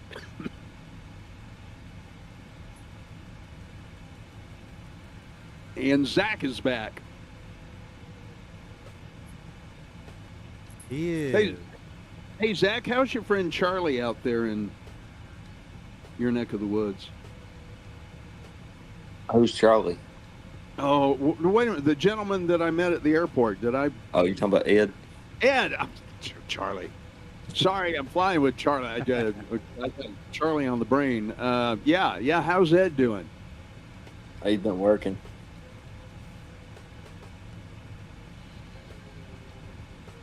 Cool.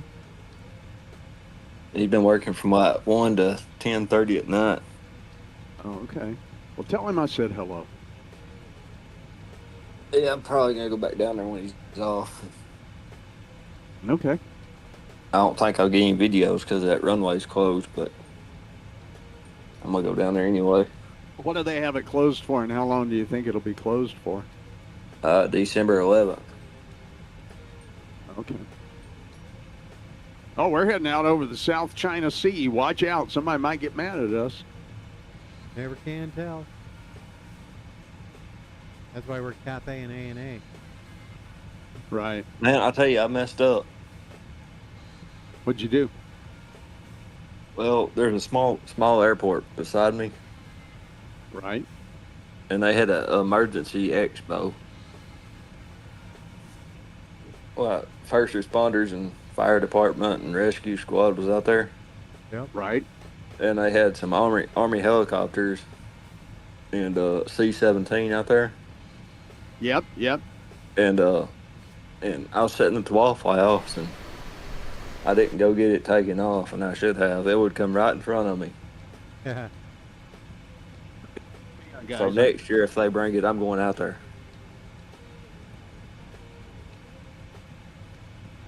Because you can, when it's down there, you can go inside of it. So I'm gonna go down there to next year and video it, me getting inside and stuff. Very cool. If they bring it back, They which I'm usually hoping try they to do. keep those annual. I'm hoping they bring it back. Yes.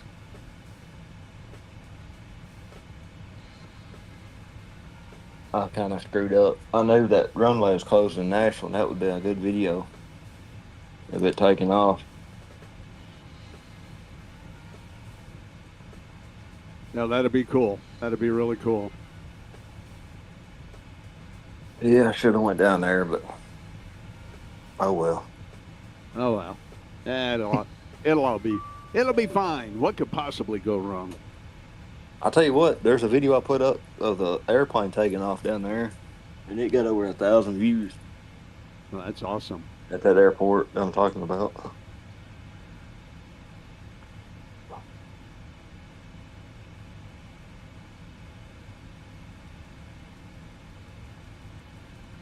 There's a little gold plane. I think it was like a PC Pilatus or something. Right. PC-12. It had the props on it. Yeah, PC-12 or the prop. PC-24 is the jet. Yeah, that's one I wanna get. I seen one of them that had the what do you call them? The ones that's got the props on the back of the engines in the back. Pusher. No, what is that? Wait.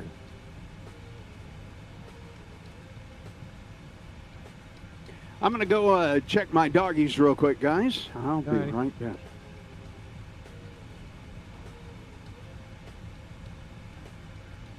The turboprop.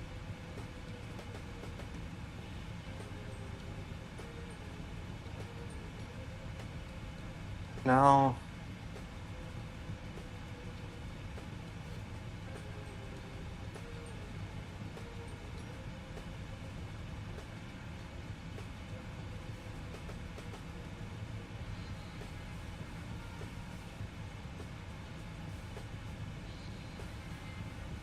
If my phone will act right.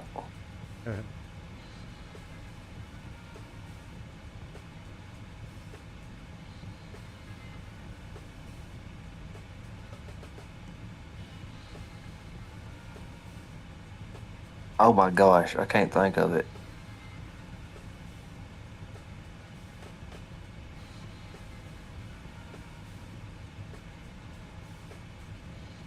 Or what do you thought? Like an Avanti, a Piaggio?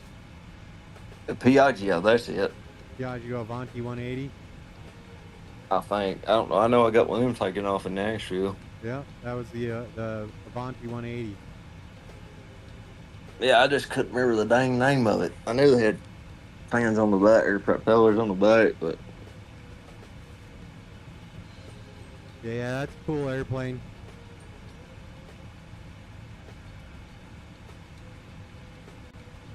it sounds cool It does. when You it takes can definitely off. tell when it's flying over. Nothing else. Sounds like a little bee buzzing. Yep.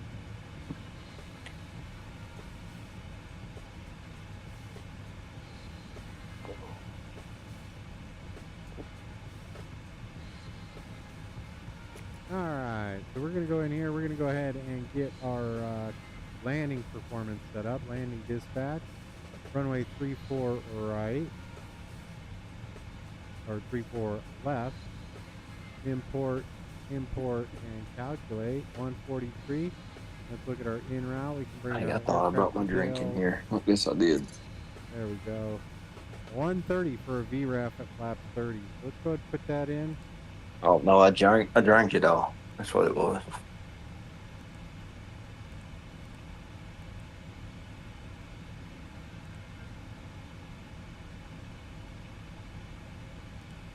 There we go. We're all set there. Our landing calculations are good. Actually, we can go back in there and go to our landing in route and our runway heading 349. There we go. And yeah. Back to our init ref page. Yeah, we're doing good. How's your skunk? Is he moving along?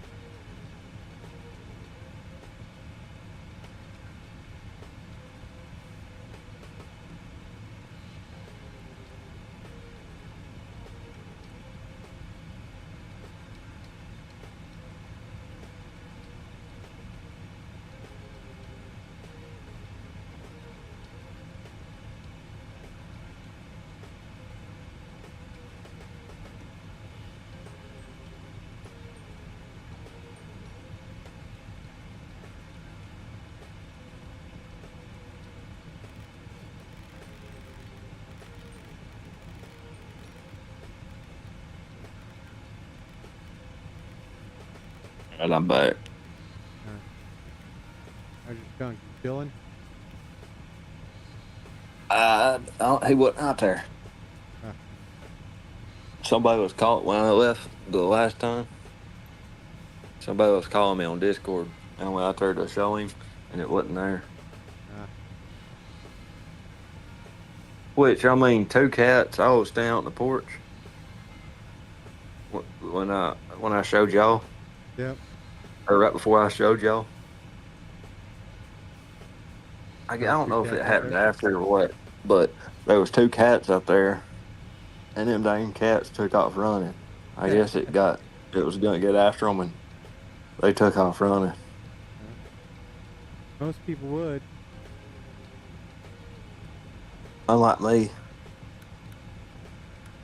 They're definitely a cute animal. If you can get beyond the smell, they definitely have a heck of a personality. Yeah, they'll stomp their feet and everything. Yeah. Here you go, Charlie.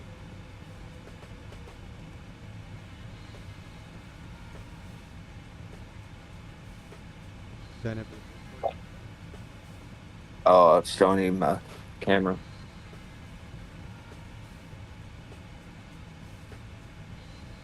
Let me get this.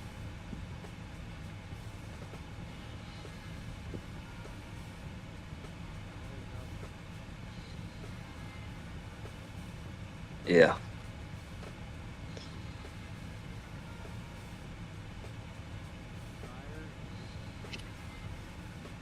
Oh.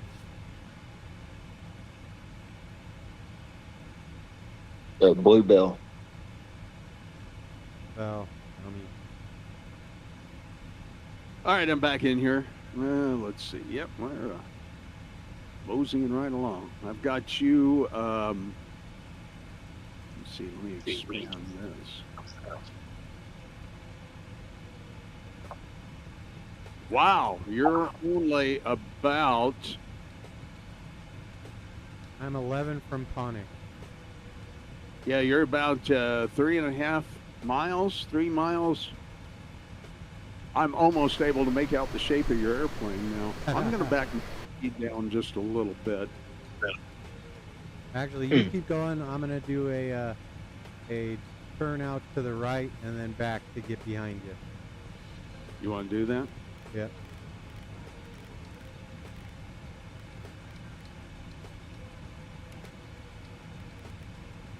Yeah, I can just about make out the shape of your aircraft now.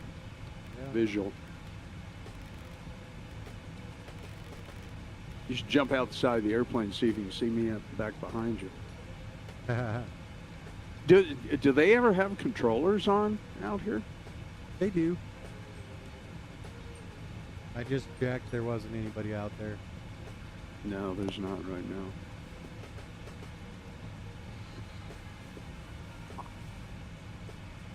They probably come on when you're sleeping. Yep. Let's see. Tokyo, I think, is 14 hours, 14 or 15 hours ahead of us. So it's 10 after 8 Mountain Time. So 10, 11 a.m. Sunday. You'd think there'd be somebody awake out there controlling this area. We'll look at VATSIM radar and see how many people are. Got one guy that just left.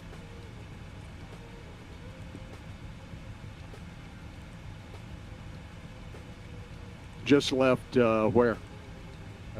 Shanghai. Oh, okay.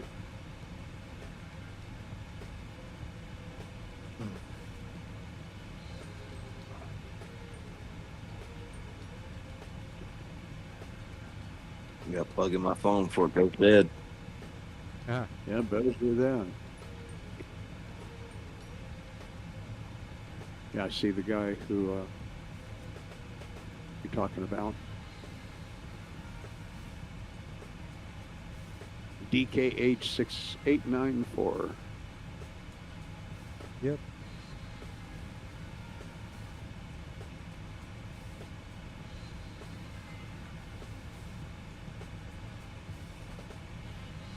There's an AFL 237 that's a little ways away from them.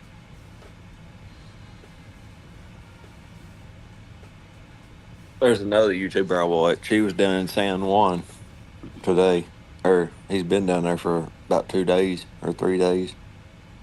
Oh, okay. And he was doing plane spotting down there. He went live and done it. And I don't know what it is, but that dang video or that live stream got like 2,000 views. There's one called LA Flights that I watch sometimes, and he's extremely popular. Well, this was his first time plane spotting. Oh, no kidding. Wow. Yeah, and it got dang 2,000 views. But he does flight simulation mostly, but it got more views than the flight simulation did. Yeah, That's I get pretty more good. interest in the real world airplanes I post than I do my flight sim. Yeah. Yeah. I've seen that your views on your shorts and the things you're posting are really really bring up the views there. Yep. I'll be honest with you. On occasion, I thought, well, there's other guys that are streaming, and they're, Yep. they're garnering an awful lot of views, and I don't know if I want to do it for real, for long, or whatever. But I'm not ready to stop just yet. But I don't know. No, and I go through that, and it's not necessarily. I like getting out here and flying, and if somebody can learn one thing from what I do, or enjoy what they see me do, that's it. No, yeah, I yeah, don't, I mean, if I'm gonna be flying anyway, might as well share it. yeah. You're absolutely right, and that's kind of where I am. Plus, it gives me a bit of a, I was a disc jockey for 40 years, and it gives me a bit of a creative outlet. Yep. To let a little bit of that side out, and to try to at least keep my mind as young as I possibly can. Okay, I got top of descent, about 85 miles-ish. I see you way off to the side there now.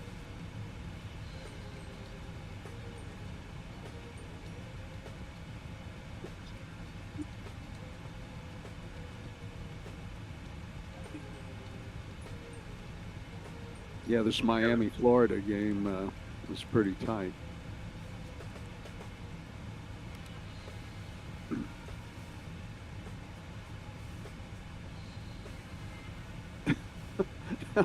Oh, there's my phone. Dude, where's my car? Dude, where's my phone? What's mine say? Wee. Dude. What's mine say? So, Tennessee Vols, they beat UAB 56-24. Did they really? Oh, good, because, man, I was watching them play Georgia, and I was like, oh, don't lose to Georgia. Which I'm not a Tennessee. I don't know. I hadn't been a Tennessee fan for a while. Any particular reason? Well, the pro, Steve McNair died, and that's about the time I quit watching it. Right.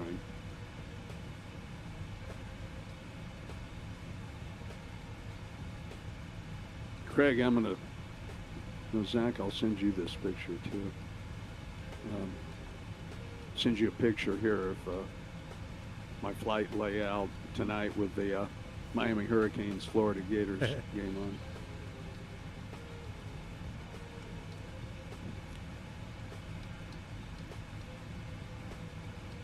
Yeah, I just sent that to you too, Zach. Okay, I see you heading back in towards the flight path there, Craig.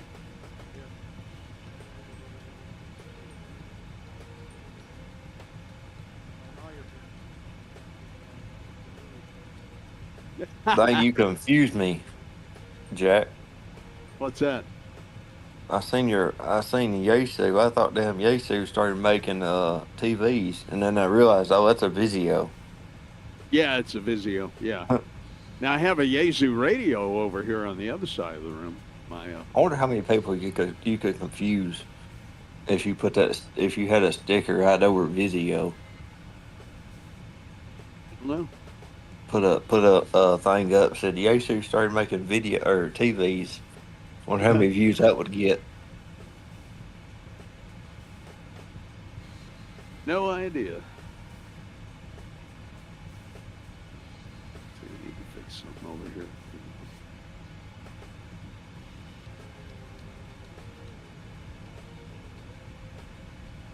All right, did you see what I sent you, Jack?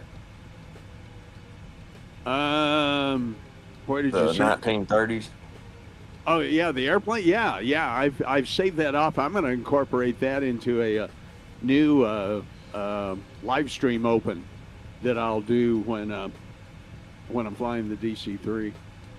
That's really cool, Zach. Yeah, that'll be in there. Let's see. I don't know if I can do that again or not. Here, I'll send you this link, and then you can read it yourself. Okay. I'll put it down here in the VC or whatever it is, in this what audio thing we're in. Okay. All right, so we're coming in to runway 34 left. Let's get our. Send it to him. Minimum There we go. 211. Minimum descent altitude 1970.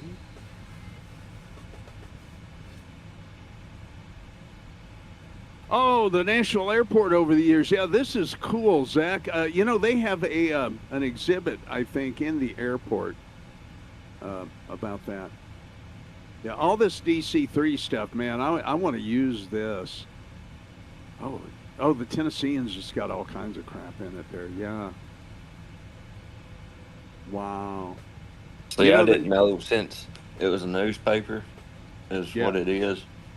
And I didn't know if it was going to make me try to subscribe to them or what. Right. But I guess that's one of the things they made public that you don't have to subscribe to get. Oh, that's cool. But I don't know if that's true.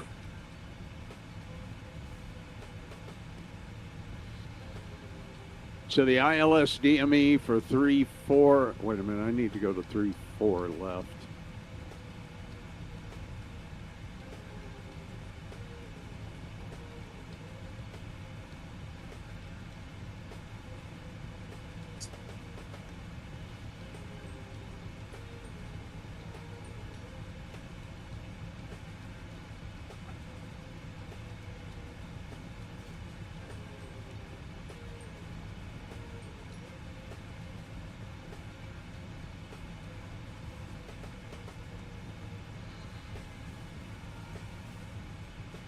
Which one did you say you were landing on? We go into 3-4 left. Okay. And you're going to use the RNAV ILS DME Z Zulu? Correct. Okay. Yeah, that's MV2 and PF4. Okay, so 108.3 is our me change that here. Yay.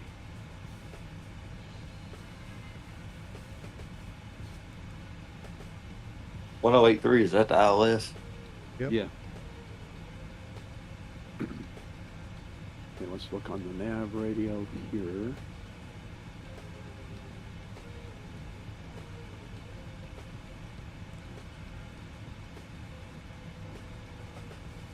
And the course is 348. Looks like we've got about 11 knot crosswind from the right. That'll make it interesting. Man, Old Spirit's in trouble, I bet.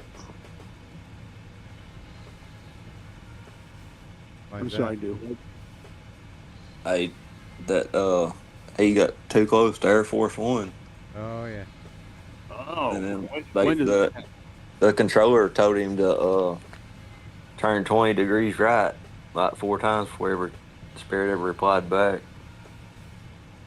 when did that happen? It was when Trump was flying to, England. well, the president was, or whatever, I forgot Charlie was streaming. I probably shouldn't have said that, but Yeah. when he was going over to Stansted, London Stansted. Oh, okay.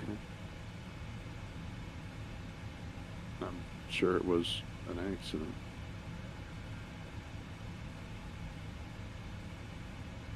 Let's see, who was I was watching somebody. Oh, I was watching Captain Steve. He was talking about it. He was a real world pilot. Yeah, I like Captain Steve. He's cool. And then I watched that Blanco Ario or whatever his name is. Juan Brown, Bronco Lirio. Yeah. Yeah, I don't know who that is.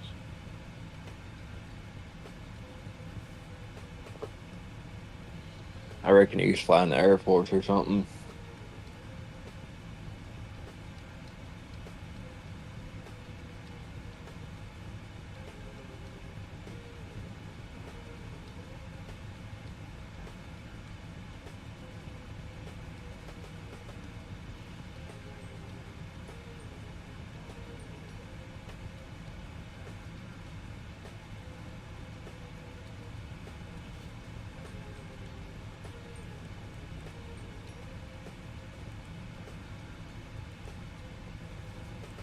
I'm hoping I can eventually catch Flying with Big Earn coming into Nashville. Oh, If you ever that's get- cool. Yeah, I love him. I love him. He's so cool. I'm hoping I can look at the registration when he does his videos and then go back and look at mine and Right. see if I can't catch the registration or something on his Okay,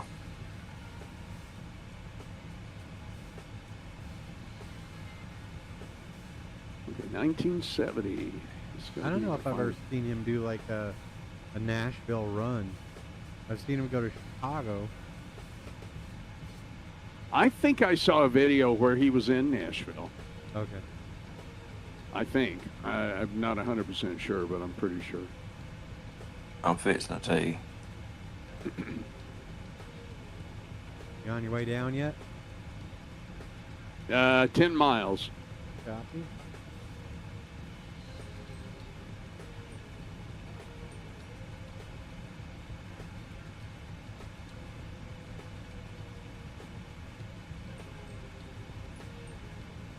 Craig, did you see the picture of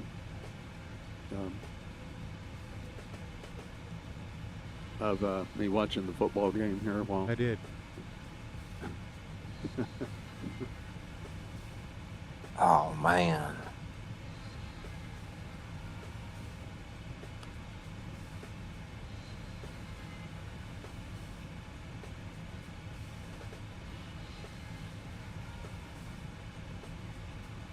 I'd have to go back and look.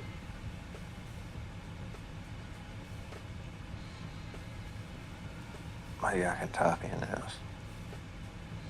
10 miles from the top of Tuesday. copy.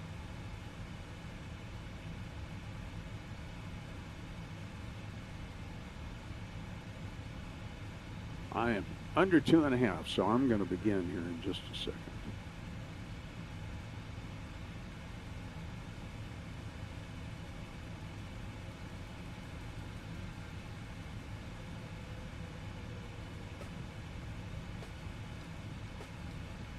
Okay, there we go.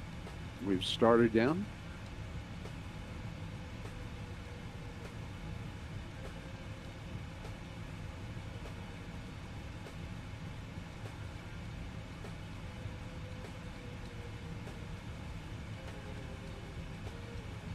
Ladies and gentlemen, we have begun our descent into Shanghai.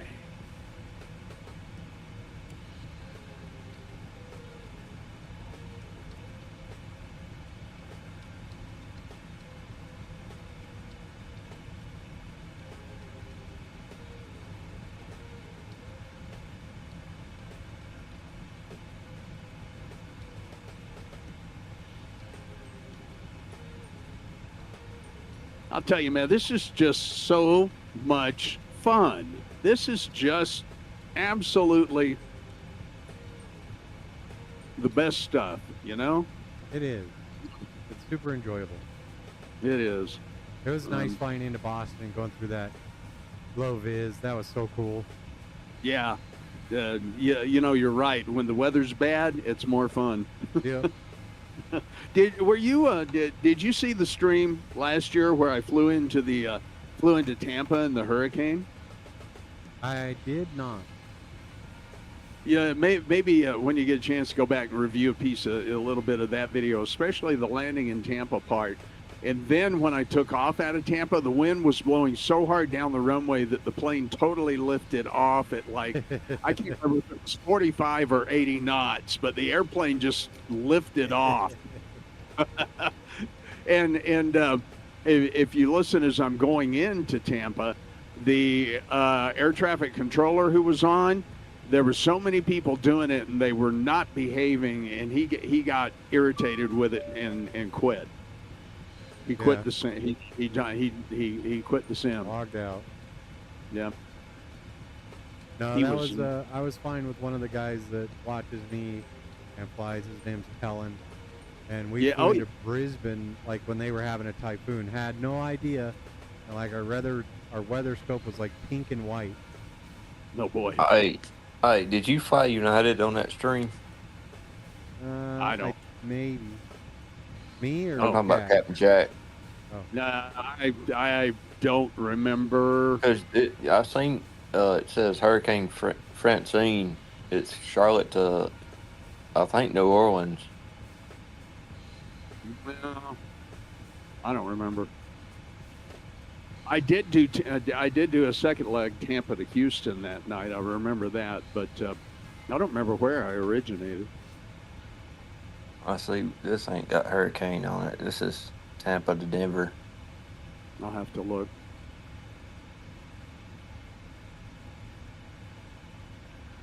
Okay, Charlie 31, you ready for a arrival briefing? Absolutely. Okay, so we'll be using the chart dated 1 August 25, effective 6 August 21-9 for the RNAV ILS DMEZ. Zulu, runway 34 left. Our localizer is going to be 108.3. Approach course will be 348. Mandatory 1970 at D62. And then our decision altitude will be 211. I got to dial all this stuff in. MSA from where we're coming will be 2,000 feet to the east. As we come in on the approach, missed approach, we'll climb straight ahead to 500 feet. Turn right on track 018 to 990 feet.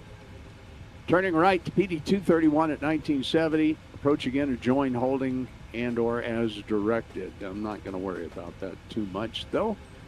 Let's see, we'll have a 3-degree glide slope there. Pappies will be on the left. It's a high ALS2 system.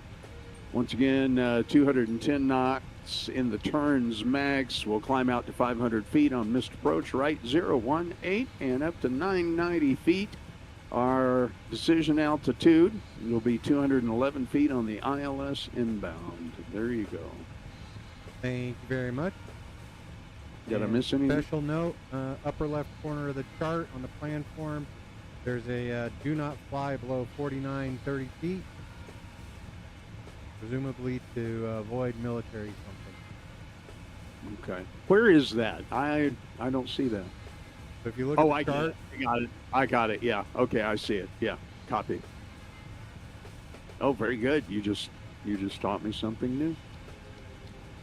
Are you still talking on that Sky Hub? Oh yeah. Yeah, I'm kind of like the main administrator of the Skyhub Link repeater linking system for ham radio. Yep. Yes, sir.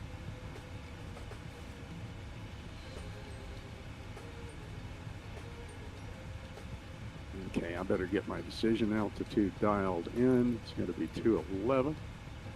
That's another thing I can't wait to have that EFIS is to actually have them knobs to turn.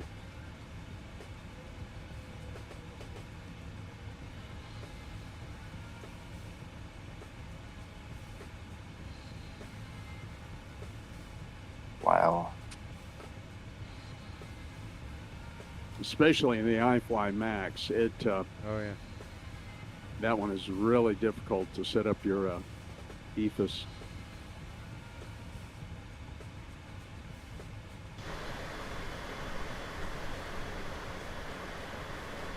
Okay, I'm through 20,000 feet. What's that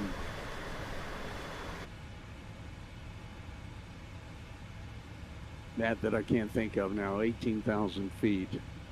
Oh, transition altitude. Yeah, transition altitude. What's the transition altitude out here?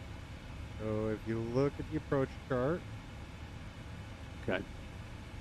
right on the bottom of the missed approach text, you'll see altitude set and transition level 11.8. Yeah. Transition altitude 9.8. 9.8. Okay, got it. And once again, you teach me something I did not know. Well, there you go. It's all about learning. That'll be on the approach plate and on the arrival. Yeah. Why do they have, why do we use 18,000 feet in the U.S. and, it seems like everywhere else it's something different? Yeah, so we have a little bit better air traffic control system when it all started. So we're able to control things up to 18,000 feet. And we just said, all right, 17,999, you can be, because we've got some 15,000 foot mountains and stuff, you should be able to fly up there without going IFR. But 18,000 feet, you have to be IFR. Gotcha. That's the easiest way to say it. Roger that. So anything under 18,000 you can be VFR? Yes, and on oxygen above 14, depending on the aircraft, if it's not pressurized.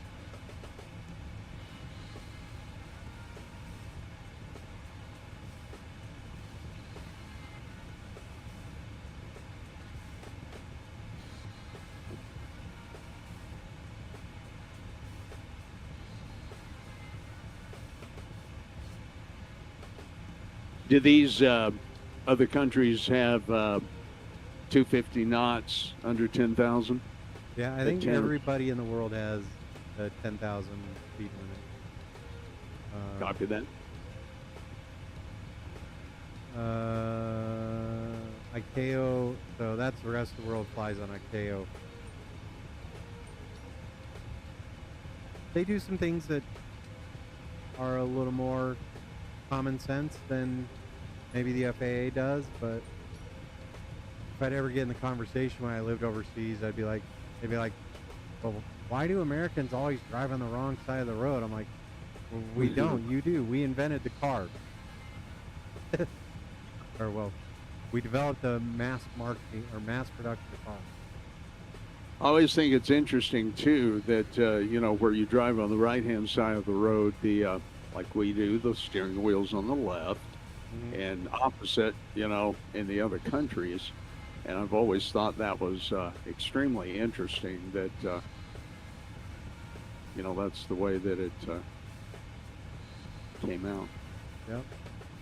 Well, the other one, so a lot of my time living overseas was pre-Y2K, but Right. they would always get mad at me because my country code was 1. It was, why does America get to be number 1? Well, we invented the telephone. Oh, that's good. Never thought of that before, but it do make sense.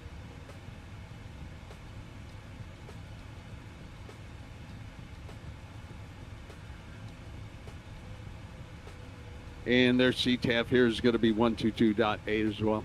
Correct. Okay.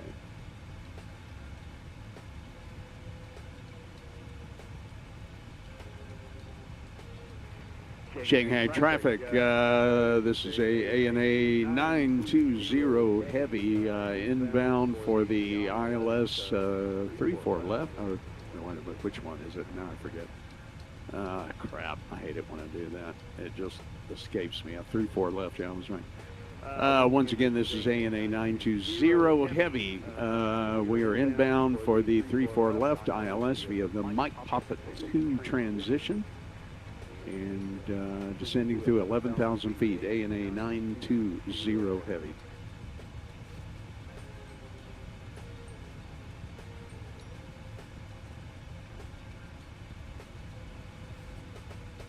I'm probably a little more casual about my radio calls than I need to be, huh? Nah. There's nobody out here right now. Let's see. Yep, nobody. Well, and if I practice it more, I'd probably be better at it too. But I also would tend to be kind of be myself doing that anyway. So. Yeah.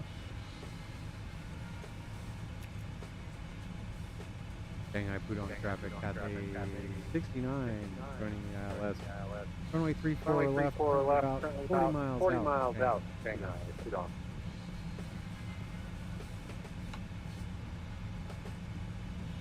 Okay, there's my transition altitude.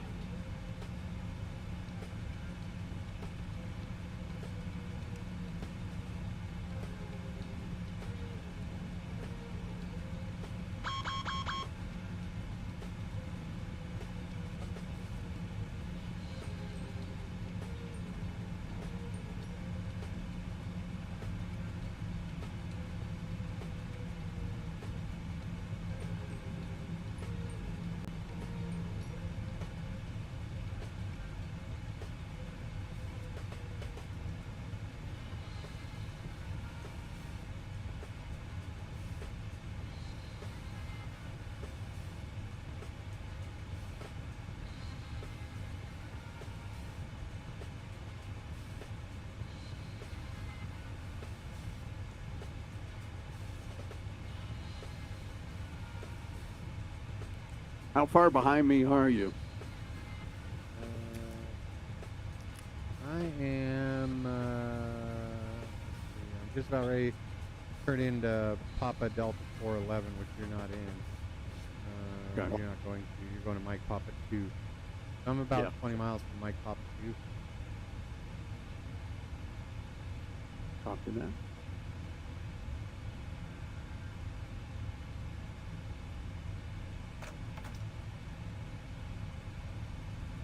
Are those windmills down in the ocean? I believe so. Wow.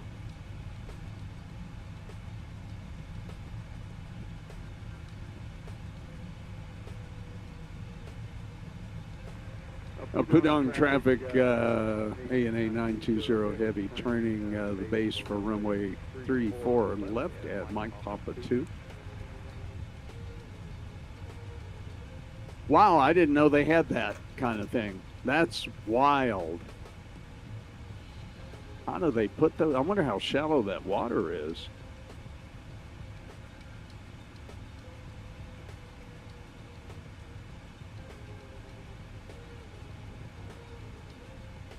See, you feel like you've been there. Yep.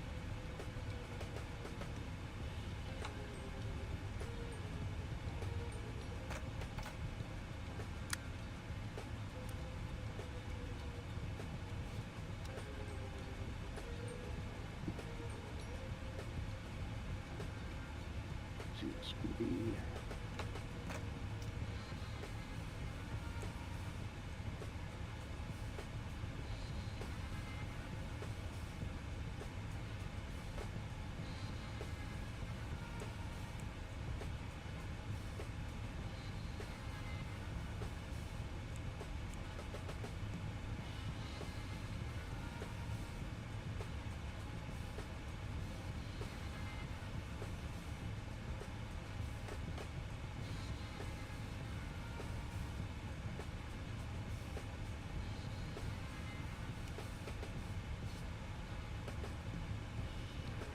Shanghai Pudong traffic, ANA 920 heavy, turning about a 25-mile final for runway 34 left. ANA 920 heavy.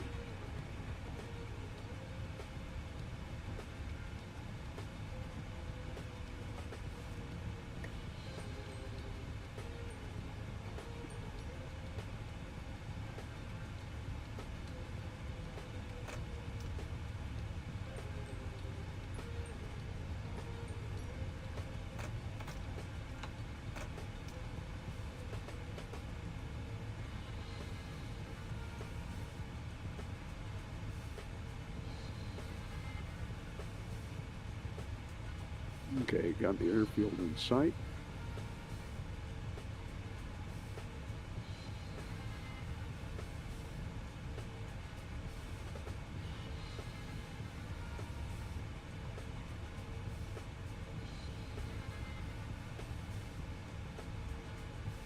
Oh, this is beautiful. What a beautiful area. It is Shanghai, though.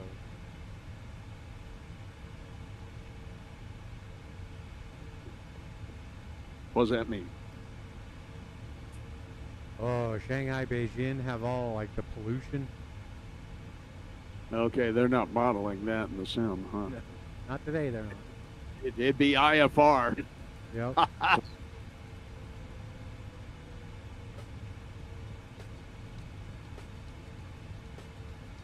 Pudong traffic, Cathay 69 heavy, joining a right base, runway 34 left, Pudong.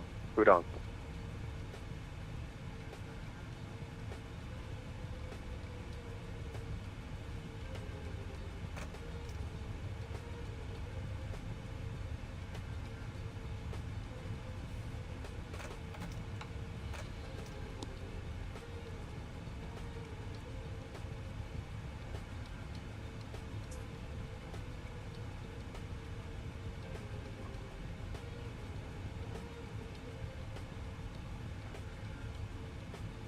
How's that Dreamliner treating you?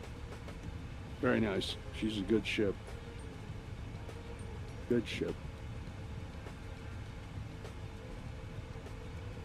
The airfield and the runway in sight. Now this is gorgeous. Just beautiful. Wow. Shanghai traffic, this is ANA 920 heavy, 15-mile, final runway 34 left, Shanghai.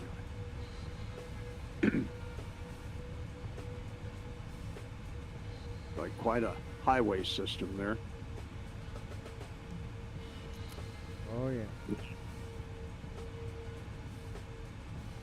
You know, I seem to be getting awful low here, although I'm on the glide slope. Oh, okay, now the airplane's leveling out a little bit. Oh, 1970. That's what she's doing. Okay. Wow, going by all these buildings on the left. Holy smokes. Yep. Just gorgeous. Oh, this is so cool. Thought about doing that one, flying in the old Cathay. Narita. Oh, yeah.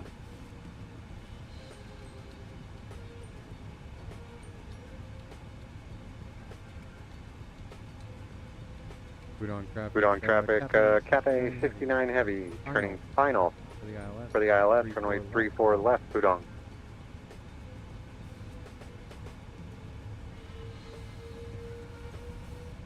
Pudong traffic, ANA 920 heavy, 10-mile, final runway 34 left, Pudong.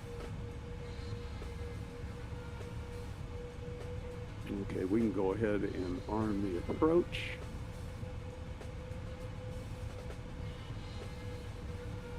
Wide slope is armed. The localizer is locked. I'm going to get our gear down and start the record.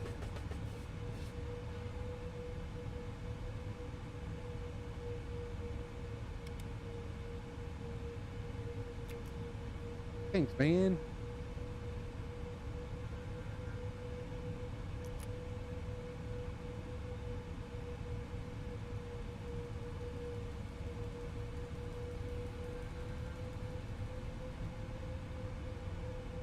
Gear down a lot, 30 green.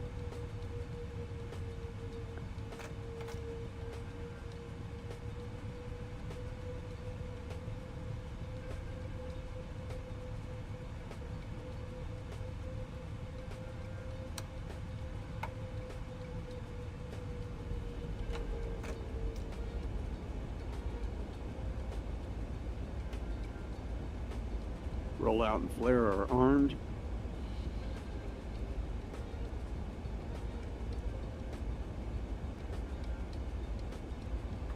Oh, this is beautiful. I'm really enjoying this. Good.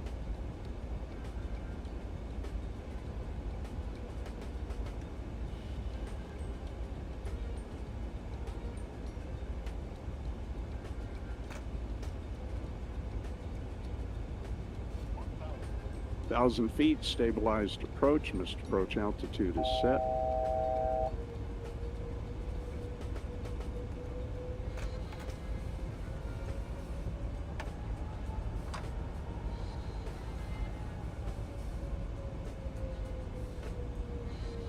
Yeah, we got that right-hand crosswind.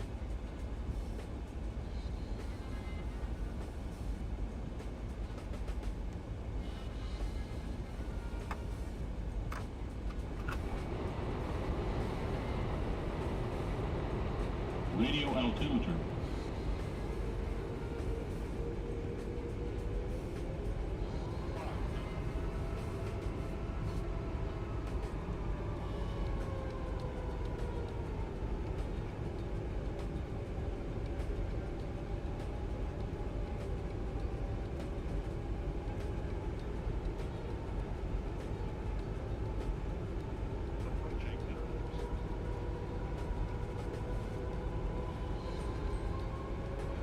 Continue landing.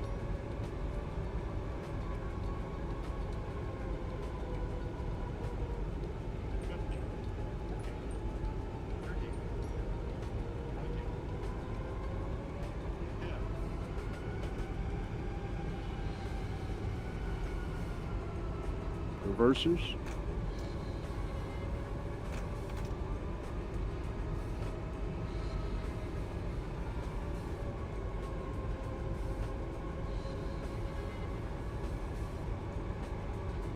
Manual braking.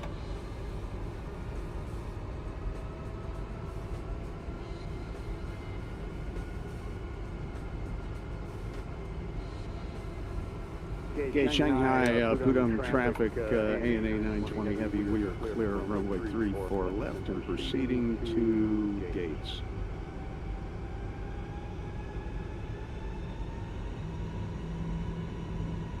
Minus 359. I was robbed.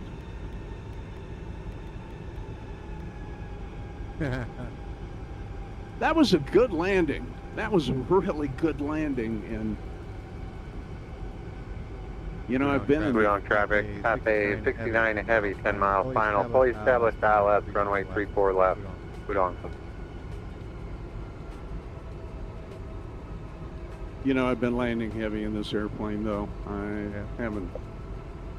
have not figured out the smooth, just.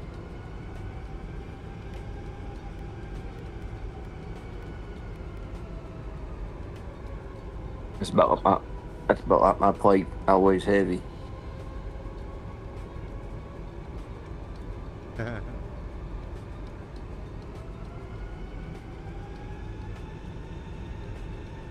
I'm just going to keep at it. You said you're going to 131, right? No, we're going to the north terminal there. Oh. I'm trying to come away then. Okay, I'll just make a loop. Which one do you fly, Jack? Terminal 2, right, Charlie? Yep. Which one do I fly? What do you mean? What do you mean, Zach? Which Sorry. variant? It's a 787-9. That's probably my favorite one. Yeah, it's been the one I've been flying.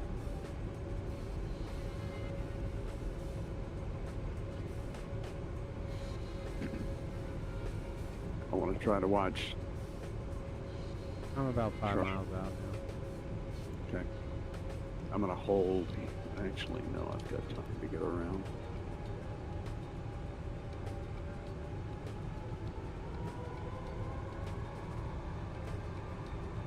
Yeah, I wonder why. I you know, that it looked really, really good. I think I'm just doing one part of my technique just a little wrong.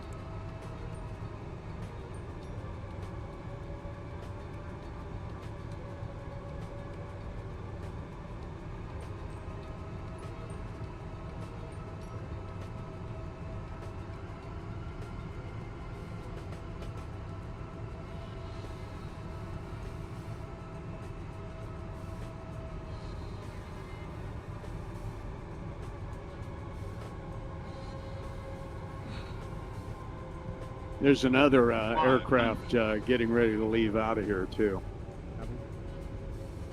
He's taxiing down towards that end. I see him. Okay, I'm going to stop because you're coming in and I want to try to catch your landing. 50 above. Decide.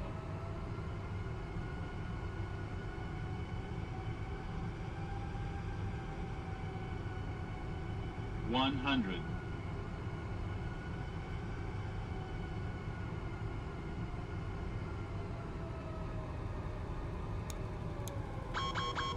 $50. $30. $20.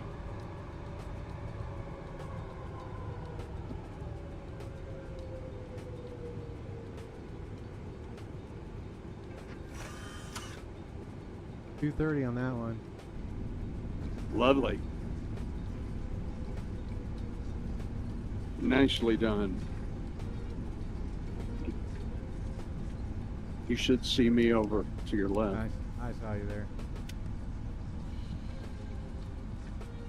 I think y'all both got robbed. I think that was smoother than what it really was.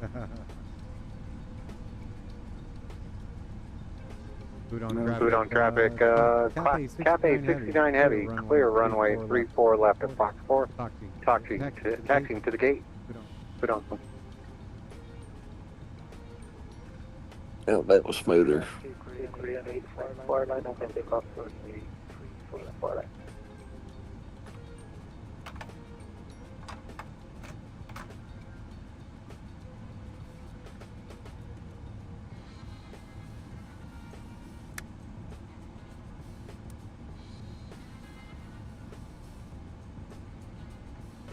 I should be off to your left there, Charlie. See you there?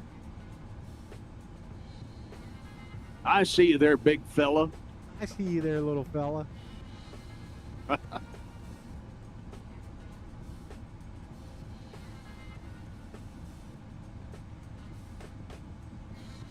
They're just fun airplanes to tack. Yeah. Ain't nothing about this that's not fun. I'm going into 93. Here we go. Just gonna straight in there, huh? Yeah. 93 is the guy that's winning the MotoGP championship right now. Oh, okay.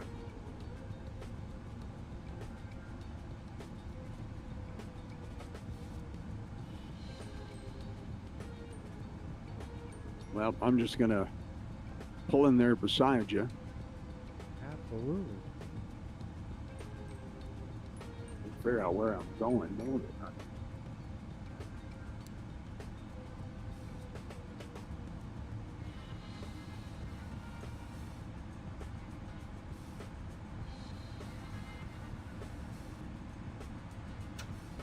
Then I'm going to dump off the network and watch a replay or two and try to figure out where I was there. I have enough distance between our... Ooh, we're not going to have enough distance between our wingtips, I don't think. Too big old airplane. No, and I need to get scenery for this because all of the boarding breezeways are detached from the building. They're not attached. You use GSX? No. Do you have GSX installed? No, I don't even have it. Okay. Anyway, we have tons of room, so you can do it. Actually, I'm pretty close to where I need to be anyway.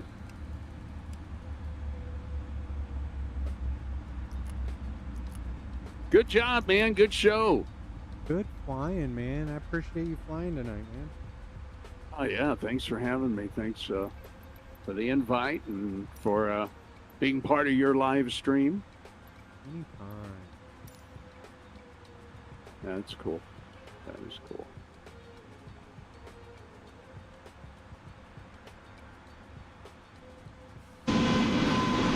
Do me a favor, look out your left window and see. Sorry, what'd you say? Oh, did you shut down? I have, yeah. Oh, okay. All right. Nice. So where did you get your scenery for this airport?